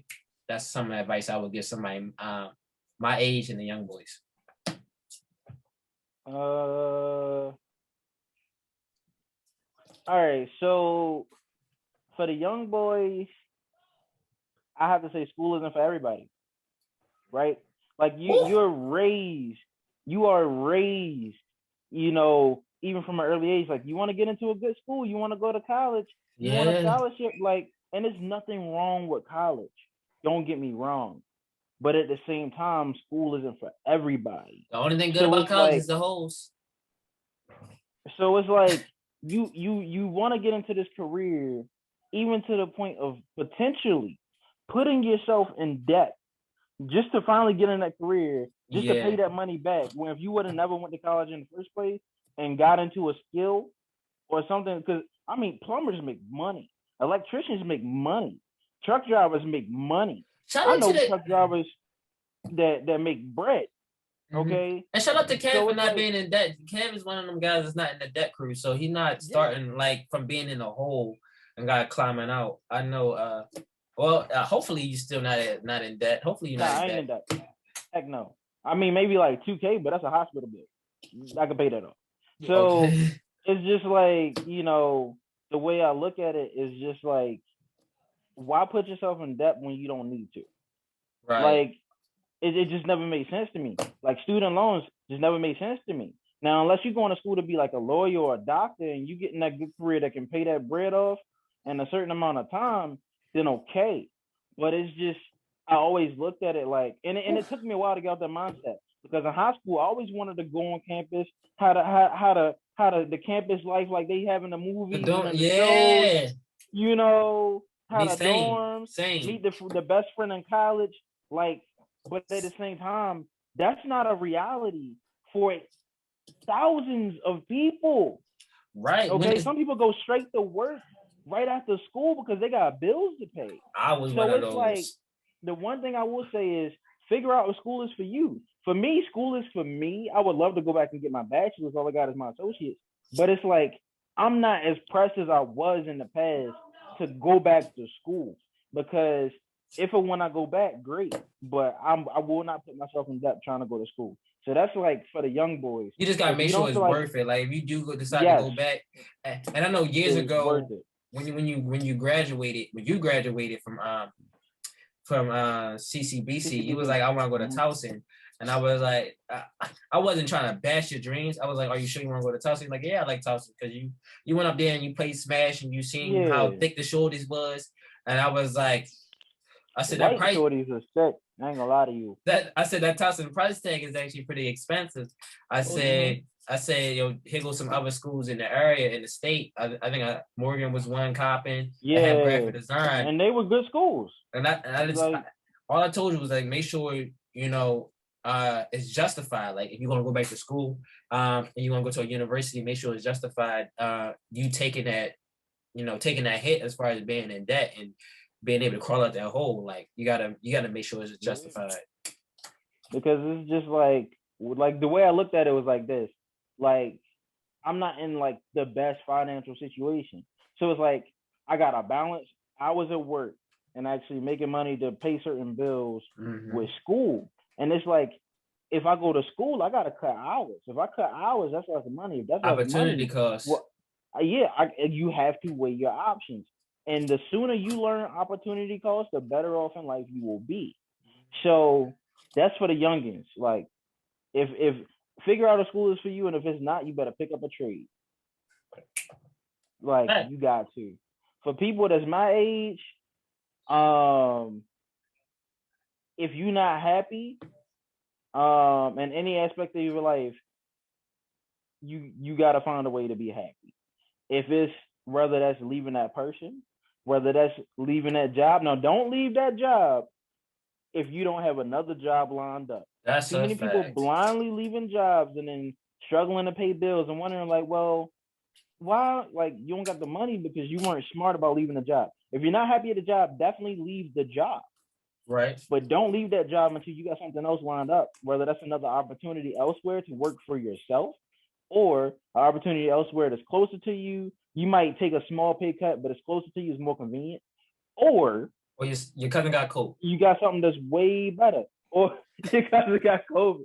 You get that bread, So if you are not happy, do whatever you got to do to figure out what is the source of your unhappiness. That's so true. Because until you're happy, things aren't really going to line up like you want them to.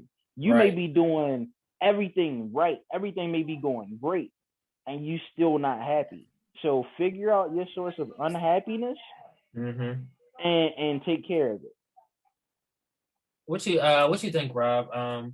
What is some advice you will give someone your age, and some of the young? What's some advice you'll give the young boys coming up?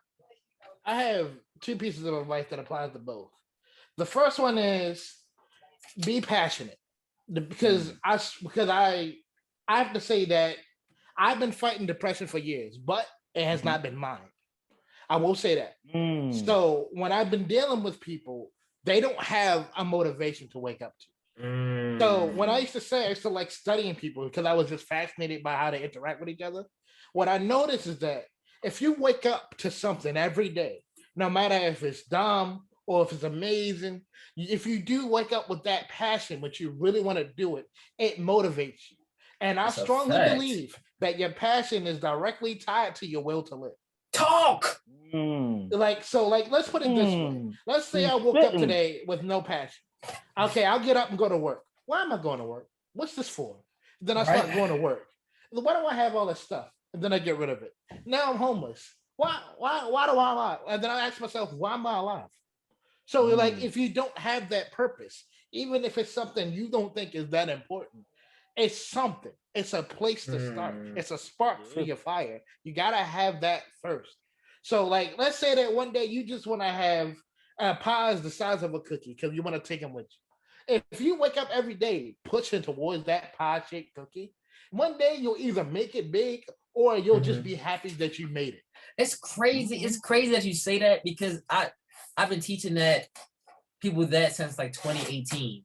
When I be like, yo, get to a stack. I be telling the people like get to a stack, get to a money goal of 1,000, and once you get to 1,000, like set like a big goal for yourself. I always say money goal, like whether you want a Aston Martin V12 Vanquish or you want a 350Z or you want the old school, or you want a Dipset van, like set a big money goal that you want to work towards that's kind of like unattainable right now. And then just save your money. Like all the times you go to work, rain, sleet, snow, the understaffed, older staff, the people that snitching, like just always had that thought in your mind, like, you know what? Like I'm gonna be cooped out next year. When I get my money, when I get this 10 G's, I'm gonna be cooped out next year. And next year may come. Like you save your money diligently, next year come and you got 10 G's in the bank now, and you looking like, dang, like I got to 10 G's in a year. So it's like, ooh, maybe I want an Audi or something like that. Like maybe I'm gonna still stick this out, going to work, deal with the snitches, the understand, the work don't bother me, and get 20 racks for an Audi, and then you looking like, I got that in half the time. So that's why I always teach people, like, yo, set a big money goal for yourself and just work towards that. Every time some fuck shit happen at work, we looking like, man, I'm gonna cop that coupe. I'm gonna cop that coupe. Like you'll be satisfied and you won't even see the BS. But that's crazy you mentioned that. That's crazy. My second piece of advice is when you step out and make a big step in your life, put your name on it. The reason why I say that is, like, let's say you moving out of your parents' house. You finally have the money and the time and the finances to move into an apartment. Buy a house.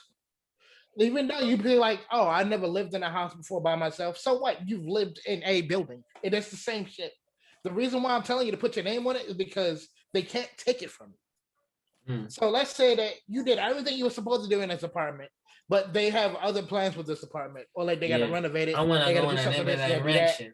And then just wake up one day and go like, you know what? I don't like your haircut. It's time for you to move out. Now you're out in the streets for no reason. Let's say like something with your car. Even though it'll be raggedy, buy something old and used, but it's yours. So even if it break down, you didn't lose. Like you didn't have to still pay it off. You didn't still have to make repairs to it. You don't have to still deal with it because it was yours. So no matter what happens to it, it was yours. And the main reason why I say that is because if it's yours, everything beyond that point is profit. Yeah. So like when I bought my house and I let somebody rent the room out, they wasn't helping me paying the rent. So it could put it in somebody else's pocket. It wasn't going in a hole. That went in my pocket. I made profit. So when I got my first car and I started making deliveries with food and DoorDash and stuff, that was my money. And because my car is paid off. It's not going towards the car. It's mine. So when you own what you start off with, it makes everything easier. Even if it's not what you want, it's not your final destination. Right. You'll always get to where you need to go. But if you start off from 0, you can get to 1. But if you start off in -5, you got to get to 0. Yeah. That is actually fire. That's heat. Okay. So I guess we can segue into the actual topic. We only gonna do one topic today. Probably have to save the other topic for the next episode that I do with the guys only. Today our main topic is gonna be about leadership. So I often hear ladies talk about like, man, like it's not really no leadership and men not try to lead no more. They were like, what's up with that? And I was like, I don't know what you I really don't know what y'all talking about, because like I'm kind of like I wouldn't say I'm a natural born leader, but I'm one of the persons that kind of got like leadership kind of like thrusted upon him enough. And natural born, bro. Yeah, natural born. One of my biggest gripes is I actually low-key hate leadership. Like I hate doing it. And it's so many times that like I have conversations with my grandmother and she be like, I be telling her what happened at work or what happened at school, and she be like ready to like say the L word. I be looking like, yo, chill, grandma, don't even say it. And she like, you know what word I'm gonna say? Like, when are you gonna start being? I'm like, yo, hold it down, grandma. Like, I'm not doing that. She's like, yo, when are you gonna do it? I was like, man, it sucks. Cause kind of leadership kind of sucks in a way. especially if you don't have a solid team. And that's probably like when we talked about me doing a lot before, and people would just kind of like drag and just like was getting backpacked. That's kind of like, I guess that kind of made me kind of scared in that aspect. But I'm gonna ask y'all. Y'all always hear me say this. Some people are born great, others acquire greatness, and never had greatness thrust upon them. Greatness thrust upon them. So which one of those three things are y'all? I think I acquire greatness, because I can't say that I started off like this, because in my early days I was just like, I'm gonna just make it through the day. I don't know how I'm gonna do it, but I'm gonna do it. But then one day I just say, I'm gonna just prioritize my happiness over everything else. And then the day after that, I was like, I want to have an adventure. I don't know how I'm gonna have it, but I'm gonna have it. So then over time, I just started gaining more people in my life, and I just started acquiring more assets, just a lot of stuff around here. And then I acquired skills. It's like, okay, then I have all of this now, but I can't use all of it at once. So then I'll just bring people in my life that can use what I have, because I don't like wasting stuff, especially food. I just like, I have all of these instruments. Like I have a whole bunch of YouTube setup stuff, but I'm one person and I work all day. So I was beyond pissed that I bought all of this YouTube stuff out of spite, because I thought PewDiePie do it. And I was like, you know what? All he doing is streaming. I should make money off of this. But then I didn't have the time or the energy. So I brought people in to use the stuff. So that's kind of how I'll say, like, I acquired greatness. So now that people that brought into my life, they can use it. They can expand off of this and they step out. So if I ever need resources from you, from your field, I'm like, okay, then I'll let Blue, Kevin, use all my equipment here for his streaming stuff. But one day he'll blow up and he'll be a big streamer. I'm like, how do you become a big streamer? I'll just ask Kevin, and he'll show me his current setup and how to get a following. And then, okay, now that I'm in here with a following, I can bring somebody else in to see how they can get a following with my stuff. And then when they branch off and they have like 1 million subscribers, how do you manage 1 million subscribers? I'll just ask him. So I just pay it forward. That's actually fire, and that makes a lot of sense, because you do seem like just seeing your life and how everything kind of like came together. You are one of the people that actually acquired greatness. Like that is crazy. Y'all learned a new skill, man. I'm no longer working at Rockstar. I'm doing this, and they pay more. And I'll be looking like, and it doesn't surprise me. It doesn't surprise me whatsoever. It's like, don't see Rob for 6 months. I bought a house. You don't see him for 6 more months. I left that job. I got a new job. And it's like, dang, it pays way more. And I don't have, because at one point you was driving from like Baltimore to Delaware to Baltimore 2 times a day. Yeah. And then I was like, dang, like, and you was like, that it takes so much time in my week to do that trip. And then I'd be tired. And then they was giving you a bunch of overtime at one point. He was like loaded on overtime. He wanted a bunch of money so he can, buy the house and make the house move and put money into that. But then next time I seen him, like 6 months to a year passed, and he was like, yo, I'm at Tulsa now and I get paid more money and I drive less. Yeah. I was like, damn. Yeah. They paid me during the pandemic. They paid me to stay home. Yeah. The crazy part was like I lived out Brooklyn, and he worked at the bus company down the street from my house. Mm-hmm. And I didn't know until like he was bringing me home one day, and he was like, yo, I work near you. And I'm like, huh? He's like, yeah, over here. This is where the bus company is. I'm like, months down the road. Oh, I don't even work there no more. I work at Towson. Right. Like, it be like that with Rob. So that's facts. Okay, what about you? Were you born great? Did you acquire greatness, or did you have greatness thrusted upon you? Big thrusted, bro. I'm sorry. Like, it's just like I feel like, well, it can be a mix of acquired and thrust, mostly thrust, because I was just put in situations where it was just like, if I don't do it, it's done. If I don't put the money up, it's done. Right. I've been trying to get this done forever, and then relying on people and just basically like, oh, still ain't happening. And then Twan be like, Kev already told you. Yeah. You're going to have to do it, man. That's exactly his words. You're going to have to do it, man. I'm like, and then next time I see Twan, I'm like, yo, finally did it. He's like, yo, what I tell you? So it was just like I don't feel like I was Like I'm a natural born leader, honestly. If anything, I stay away from it. I like to work in the shadows. I'll do the background work. I do not have to be recognized for nothing. I will stick in the shadows, and I'm on my Sasuke tip for real. No, but you better I'll be the shadow Kage for real. Like I'll do my dirt in the background. You make too many suggestions to be in the background though. You be trying to lead that joint. I make suggestions, then I walk away. I make suggestions, then I walk away. Like that's how it be. Like that's what I mean. Like I don't want to be the person telling everybody what to do. It just kind of comes down to, well, if I'm telling everybody what to do, then that means accountability is on me. And accountability can be a heavy weight to bear. So it's like I'll make a suggestion, but I won't make the decision. So that basically whatever happens, I'm still not accountable. It's not on me. How you feel about that, Rob? It may be like the bitch nigga shit, but at the end of the day, like it's just like I don't like being accountable, because if anything goes wrong, that's on me.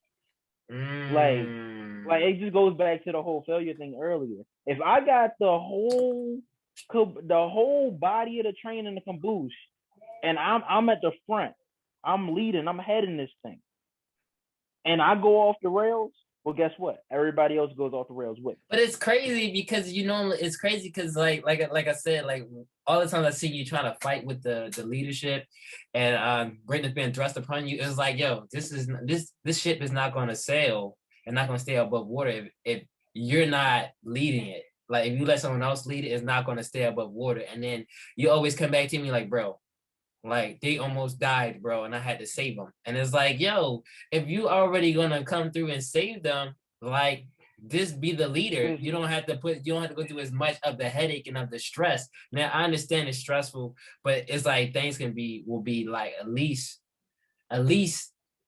10 times better with you at the helm. If I was just already helming it, yeah. Right. And I did have to deal with that because like I'll go back to Giant. I used to work meat and seafood at Giant. And I got experience to this day. If you need me to skin a salmon, I got that. That's no problem. Right. You know, so it's just like, it's times I'll be in the back, I'll be cutting, or I'll be pulling freight. And I got the new guys on the front at the counter. Bums, get rid of them. Working the steamers. So I'll do what I got to do, take my 15-minute break, come back, and everything's in disarray. It's orders piling up, and I'm like, yo, what y'all doing? Like, y'all messed up the system. I made the system for you. I had the system set up. I put the big brain on this, and y'all messing up. Give me 10, 15 minutes on the line. Just like, all right, boom, order, boom, hold up, timestamp. Let me look at this. This go next. Boom. My bad, sir. I got you. Compensate them, whether that's with a little bit of extra shrimp or crab legs. Next thing you know, everything is cool, the rush gone, and I'm back in the back. Like I'll step up because it's like at the end of the day, like it's still gonna reflect on me because it's like, dang, I gotta work harder because they idiots. Right. So let me step in and do this before I end up, you know, having to stay an extra hour just to clean and get everything up. And you got it. Like you got it. Like you got the fire. You right. You put GOAT on your resume. Like you got GOAT on your resume. So like you might as well. Here's the thing. I'm going to say this, and it's something that a lot of people are afraid to admit. I personally am afraid of leadership. Okay. And it's because accountability, responsibility, you have to step up. You have to. So it's just the fact that, like, it's one thing if it's just me. I can deal with my personal failures. But like I said, if things don't go right, or if something doesn't go as planned and people are putting their faith in me, they putting their trust in me, like this, that, and the third, I gotta perform. I gotta be LeBron in the finals. Like we done. It's 3-1. One more game, we done, and I gotta win. What? 3 more games in a row? I gotta put the team on my back. And it's like, while I've done that in various jobs, okay, whether that be my current job, whether that be when I used to work at Party City, whether that be a Giant. Yeah, it's been plenty of times where I bucked up and I put the team on my back. Put that goal it's in your like resume. I don't doubt that. I don't doubt that I'm capable. And this is the first time I'll admit it. I know I'm capable. I know I can do it. A lot of times I say, nah, man, I can't do it. I'm just chilling. But if I'm being serious, I know I can do it. But it's a fear of failing as a leader that keeps me from being forefront and saying, yeah, I'll helm that. I'll take the leadership role. So it's a lot of leaders out here that's just scared of leadership that won't step up. Rob, do you have that? Do you feel the same about that? Like, do you have a fear of leading? Or like, not really, because in my past I was a showman, so I did perform in stages, and I was like a marching band. So oh yeah, you I had was, to be in front of yeah. it. So it's not like I'm not like I'm unfamiliar to it, and I was an athlete. So when it's time to perform, I will always show up. But I never really paid attention to other people's opinion of me. I always just took it as like another day on the job or something. It's just a little bit more people watching you, a little bit less. There's one thing I learned from my band director. He says when it's your show, nobody knows when you make mistakes. Right. I guess the difference would be just a level of confidence. Like I wouldn't say I'm very confident. I you wouldn't don't say like I'm so full of myself. I got my back, and when I come in a room, I'm the best. I'm not like full of it or arrogant. You got arrogance. More along the lines of I know what I'm doing, so I can execute it. And even if I don't know what I'm doing, I'm smart enough to figure this out. And that's confidence. That's not arrogance. Is like I can do everything myself, and I am the smartest and strongest person in the room, and give me a trophy because of it. That's kind of like arrogance. Confidence is like, okay, I know what my job is. I know what my skills is. I'm going to do it. And if I don't know the how to do it, I can trust in myself that I'm going to figure it out. Like, I'm going to cook it up and I'm going to figure it out. Right. Like that's kind of like confidence. I know arrogance and confidence can kind of get confused because it depends on like how you talk and how your body language and all that, et cetera. But like, to me, you seem like a person who's very confident. I'll never really see you like unsure or something. You be like, man, I want to buy this house, but my credit score is probably not the best, but I'm gonna figure it out. You feel me? And it's like, that's what a leader do. Like, if they don't know how to do it, then they're gonna figure it out. Or I'm working with all bums. Like, I'm the only nice guy and I'm working with all bums. Okay, I'm not gonna cry about it. I'm gonna figure it out. You just tag and bag. Like, that's all you do. And this tag and bag, just stay right here. Don't touch nothing. Don't move nothing. Just stay right here. And we're going to make it through the night. We're going to make it through the shift. And then we're going to go home and do whatever. Like, that's confidence. That's not the being arrogant. Arrogant is, boss, I did all this by myself working with these bums and they good for nothing. That's kind of like downing your teammates. So usually when I'm in terms of leadership, is usually I'm with a group of people or a small group that don't know what's going on. And I'll just walk them through the process so they don't be involved or mess the money up. Or a baton pass situation where like, okay, then we just came out of this subject. We're going into like this subject and I don't know nothing about it. So here, Rob, you take the rings and then, okay, I'll take over from there and explain everything and walk people through the course. And then I'll pass it back to somebody else. But most of the time, if the situation requires somebody to step up, I just feel as though we got to keep the ball moving. Eventually, somebody's going to take over from me. So I'm going to just pick up the mic, explain to people what's happening, calm everybody down, and keep the ball moving. And then after when I'm done, the professional will eventually get here, or the person that knows what they're doing will eventually show up. And I don't have to do all of the heavy lifting because somebody somewhere will step up. Right. Another podcast I listened to, right? It's called the Crease Season Podcast. They said on the podcast that not all men are leaders. And that joint just made me like kind of scratch my face. I'm like, because some people some of us men just kind of resist the urge to like lead, or sometimes I guess it's just not in our soul. So I think a question is, are men naturally born leaders, or is this something they are taught or molded? Like, what do y'all think? Well, Pony, you want to go first? Yeah, I think it's a mix of both. Because sometimes you got the drive to do it, and you're gonna want to do it, and then you just don't know how to execute it. So that's what you have to learn from somebody else that's already in leadership. But at the same time, it's kind of like your intentions behind it too. is kind of what bothers you. I feel as though the worst leaders, in my personal opinion, are the ones that really want to be the leader. If that makes sense. Right. Yeah. Just because they're your boss doesn't necessarily mean that they are the person who's fit to lead.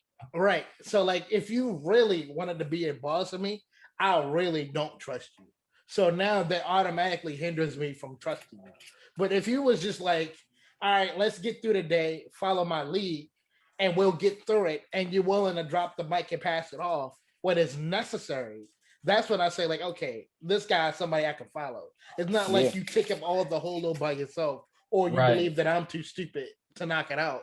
But when it comes to like day one, some people got it, some people don't. But I believe it's the potential of every man, because if every man is supposed to be the leadership of the family, you got to either learn it or you got to acquire it somehow. So that base potential is always there. It's like every Saiyan can go Super Saiyan, but if you're not in the circumstances to do it, you're just not going to get it. And what you said about like you got to know when to step down and let somebody else step up to be a leader. That's actually very interesting. That's kind of the I will say it's kind of like the One Piece Straw Hat dynamic. Even though like in the show Luffy is the captain and supposed to be the leader, he doesn't always lead. Like Nami leads as far as navigation in the ship goes. Chopper leads as far as like, okay, being a doctor and doing anything medical wise. So everybody like, okay, they lead if they're not that strong in that aspect, that someone else take the reins and they lead. But I do see it a lot that a lot of managers they think that they are the leader of the job or they are the captain here because they get paid the most money and they got the title. A lot of times in my experience, they be trash and they be more of a liability on the line and in the job than being an actual asset. But that's just me. Ken, what you think? Do you think men are naturally leaders or are they taught or molded? Okay. Like I said, I agree with Rob because he actually said what I was going to say. It's a mix. But there's one thing I want to backtrack on. One of those being the whole confidence thing. There's different levels and different areas of confidence. So while you may not be confident in one area or one thing, you're going to be confident in something else. Like Rob may not be, or I'll use myself. I'm not as confident when it comes to women. Honestly, I don't feel like I'm all that great with women. I'm going to be real with you. But ask me about a cell phone. I'll look at your phone and tell you what's wrong with it. Like, it's different. Like, with different areas of expertise comes different levels of confidence. Right. So you may not be the most confident person in one area, but in another, you the man. You know. Now, fast forwarding back to the question, it's a mix, and there's different levels of leadership. Like you got your crew, you got your lead, you got your managers, you got your district managers, you got your regional managers, you got your regional VPs, your presidents, and everything. And with each level of leadership comes more responsibility. Right. So like you may be the leader of this little group, while this person may be, the leader of this. So in one aspect, you're a leader. In another one, you one of the Indians. You're not a chief. You're the chief of this, but not the chief of this. You just an Indian. So there's different levels and aspects of leadership. So I feel like while every man has the potential to be a leader, there's also, how can I say it? While every man has the potential to be a leader, there's also limits to it. You may have the potential to lead your family, but you may not have the potential to be a manager at your job. You may have the potential to lead an entire corporation, while somebody else has the potential to be your right-hand man. So they leading everybody else, but you leading them, which in turn leads everybody else. That's actually fire, yeah. So there's different levels to leadership.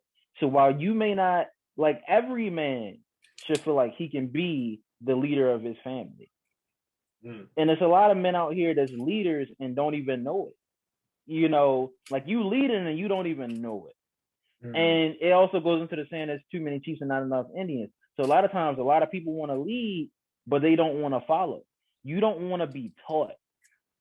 And some of the best leaders, if not all of the best leaders, honestly, were followers before they started to Was lead. follow. They learned in certain areas, and then they took what they learned in everything, and they used that to lead. Like I'm not going to follow you if you can't lead by example. And I practice that. I practice that in my job settings, and also when I hang out with my friends and stuff like that. I practice that. Like, you know what? To be a strong leader, you gotta know how to run support. Like, you gotta know how to be support. So you gotta know what is the duties of a support. It doesn't mean you just sit and chill. And I kind of learned that all the time. I led and nobody supported me. It's like, okay, you don't just support and chill when someone else is the lead. Whoever the leader is, heavy is the hit that holds the crown. Heavy is the hit that holds the crown. So the leader going to have more responsibility, accountability, and duty. But you as support, your job is to, do whatever it takes to support that leader, whether it's thinking about what is that next move or how they're going to move, whether it's showing up on time. That's your job as a support, and that in turn made me a better leader. I know how to motivate my friends, how to motivate my team, how to calm them down in stressful situations. Like, I learned a lot, how to hold it down, how to get them to show up, because that's the hardest thing. I think somewhere I just finished reading the book called Rich Dad Poor Dad. And I'm still halfway through the audiobook. I'm glad you recommended it to me. And bro said he joined the military. Robert Kiyosaki said he joined the military so he can learn how to lead men. Because he's like, if you don't know how to lead men, you'll be shot in the back. And like, right, if you don't learn how to lead men, you'll be shot in the back. So, and that also applies to business and everything else. So I was like, dang, that's actually fire. Working in the kitchen and working on production, I've never been shot in the back. Stressful situations, crazy nights. Doubles, people missed the bus. The last bus, people got to walk home. And I always like, you know what? As a leader, I got your ride home. Don't even sweat it. Clean up properly.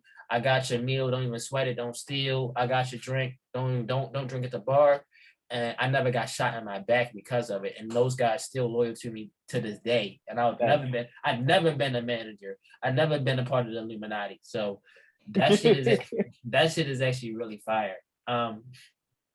But this is another solid question. Do men garner more respect based off their ability to lead? See or no? I'm not sure, to be honest, because I've always been solo.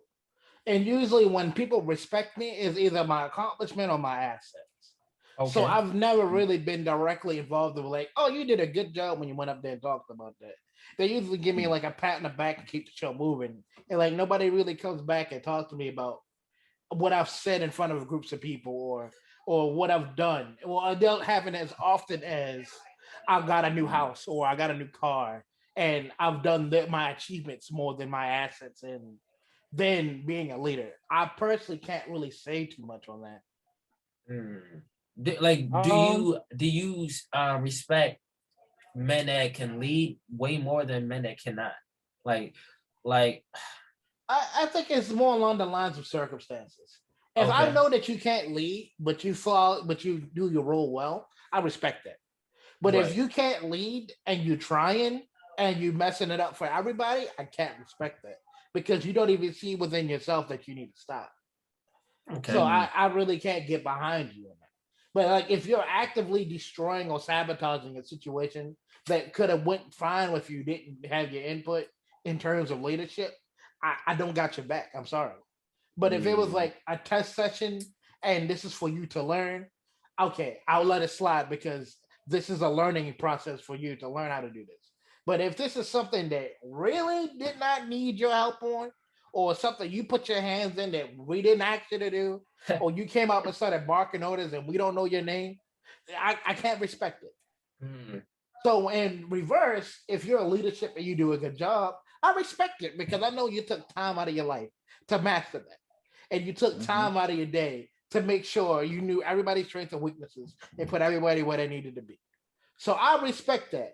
But if you're a leader and you're not in leadership and you let somebody else mess the money up, just like out of spite, you'd be like, oh, y'all don't like listening to me. I'm gonna let y'all listen to him and we'll see how y'all like it. But like, I don't respect that. It's like I don't really care too much about leadership and non-leadership. It's more along the lines of knowing your role, playing it well, and improving yourself. Kev, what you think? Do men garner more respect based on their ability to lead? Okay, so twofold to that, right? Okay. So one, looking at what Rob said, like, yeah, I can't respect the person who shouldn't be leading and is leading and is screwing everything up. And some people don't realize how much they're screwing things up. And it kind of goes into, you do more damage when you keep going than when you just stop. Like, think of a conveyor belt. It got jammed, it's messed up. And when you stop it, you do less damage. But if you keep that thing going, you messing up everybody's package. Right. So it's one of those deals. Now, I do feel that men, like, overall, garner more respect when they do display their ability to lead, because everybody's going to naturally gravitate to a leader. That's kind of how it goes. So do men that lead or can lead garner more respect than men who can't? Yes. And that's just being objective. Now, on a personal standpoint, I don't care if you can lead or you can't. All I care about is, like what Rob said, is that you know your role, you do your role, and you do it well. Because at the end of the day, I look at a question like this. You said, do men that can lead garner more respect than men that can't? Just do men who garner more? Do men garner more respect if they have the ability to lead? Yes. So I'm gonna go, like, I'm gonna break that down too. It doesn't mean that they display that they're a leader. The fact is that they have that ability. So even if you're not displaying that ability, somebody might see that ability in you, even if you're not leading. They may see that ability in you. That's that shit I don't like. And respect you because they can see that you can lead. Even if you don't see it, they can see it. So, you know, if a man, you know, like, yeah, I think he can lead, you know what? It's time for me to step down. I'm gonna let Yo run it. And Yo may be like, huh? Me? It's like, yeah, it's your time. It's your time. I'm gonna step down over here. Like, it's your time. I'm gonna go over here, build this up. You can run this over here. I need you to make the prime rib this weekend. I need you to start stepping up, because as you step up and somebody else is looking at you, you training somebody else up sometimes and you don't even know it. Like, I don't mean to get biblical, right? But look at Moses and Joshua. Joshua led the people after Moses died. And Joshua was there with Moses. Joshua learned everything just by watching this man, just by watching him, and then led the people into the promised land for real after Moses died. Like, it's stuff like that. Sometimes people learn leadership just from watching leaders, you know? So it's just like, all right, I'm going to go over here. Somebody else watching you. You didn't train them up and don't even know it. It just, leaders leave room for things to grow even after they're gone. So they get more respect from me. I like that. I never heard that before. And I think that was a fire episode. I guess we can cut it here. We got way more heat coming. Please shout out y'all social medias and all that, etc. I don't have one. Well, at least not yet. You can shout out the main page. You got the main page. You got the main page. I change the name like every month. Let me look at it. You got the main page. You got the you got the YouTube channel. You got the YouTube channel thing that your old YouTube channel. You got the SoundCloud. You got some stuff. Okay then. Let me start with the SoundCloud, because that's the one I care about the most. I gotta look at that name because I change that every month too. Yeah, shout out your social medias and all the etc. All right. Everything need to be the same name eventually. But follow me on Twitter at Azure_Prodigy. It's the one with the blue Thundercat logo. Follow me on Insta, sad_Namekian. It's obviously a Piccolo picture. And follow me on Twitch, Blue Troll 22. Capital B, capital T. And no E in the blue. It's BLU. Okay, that's what's up.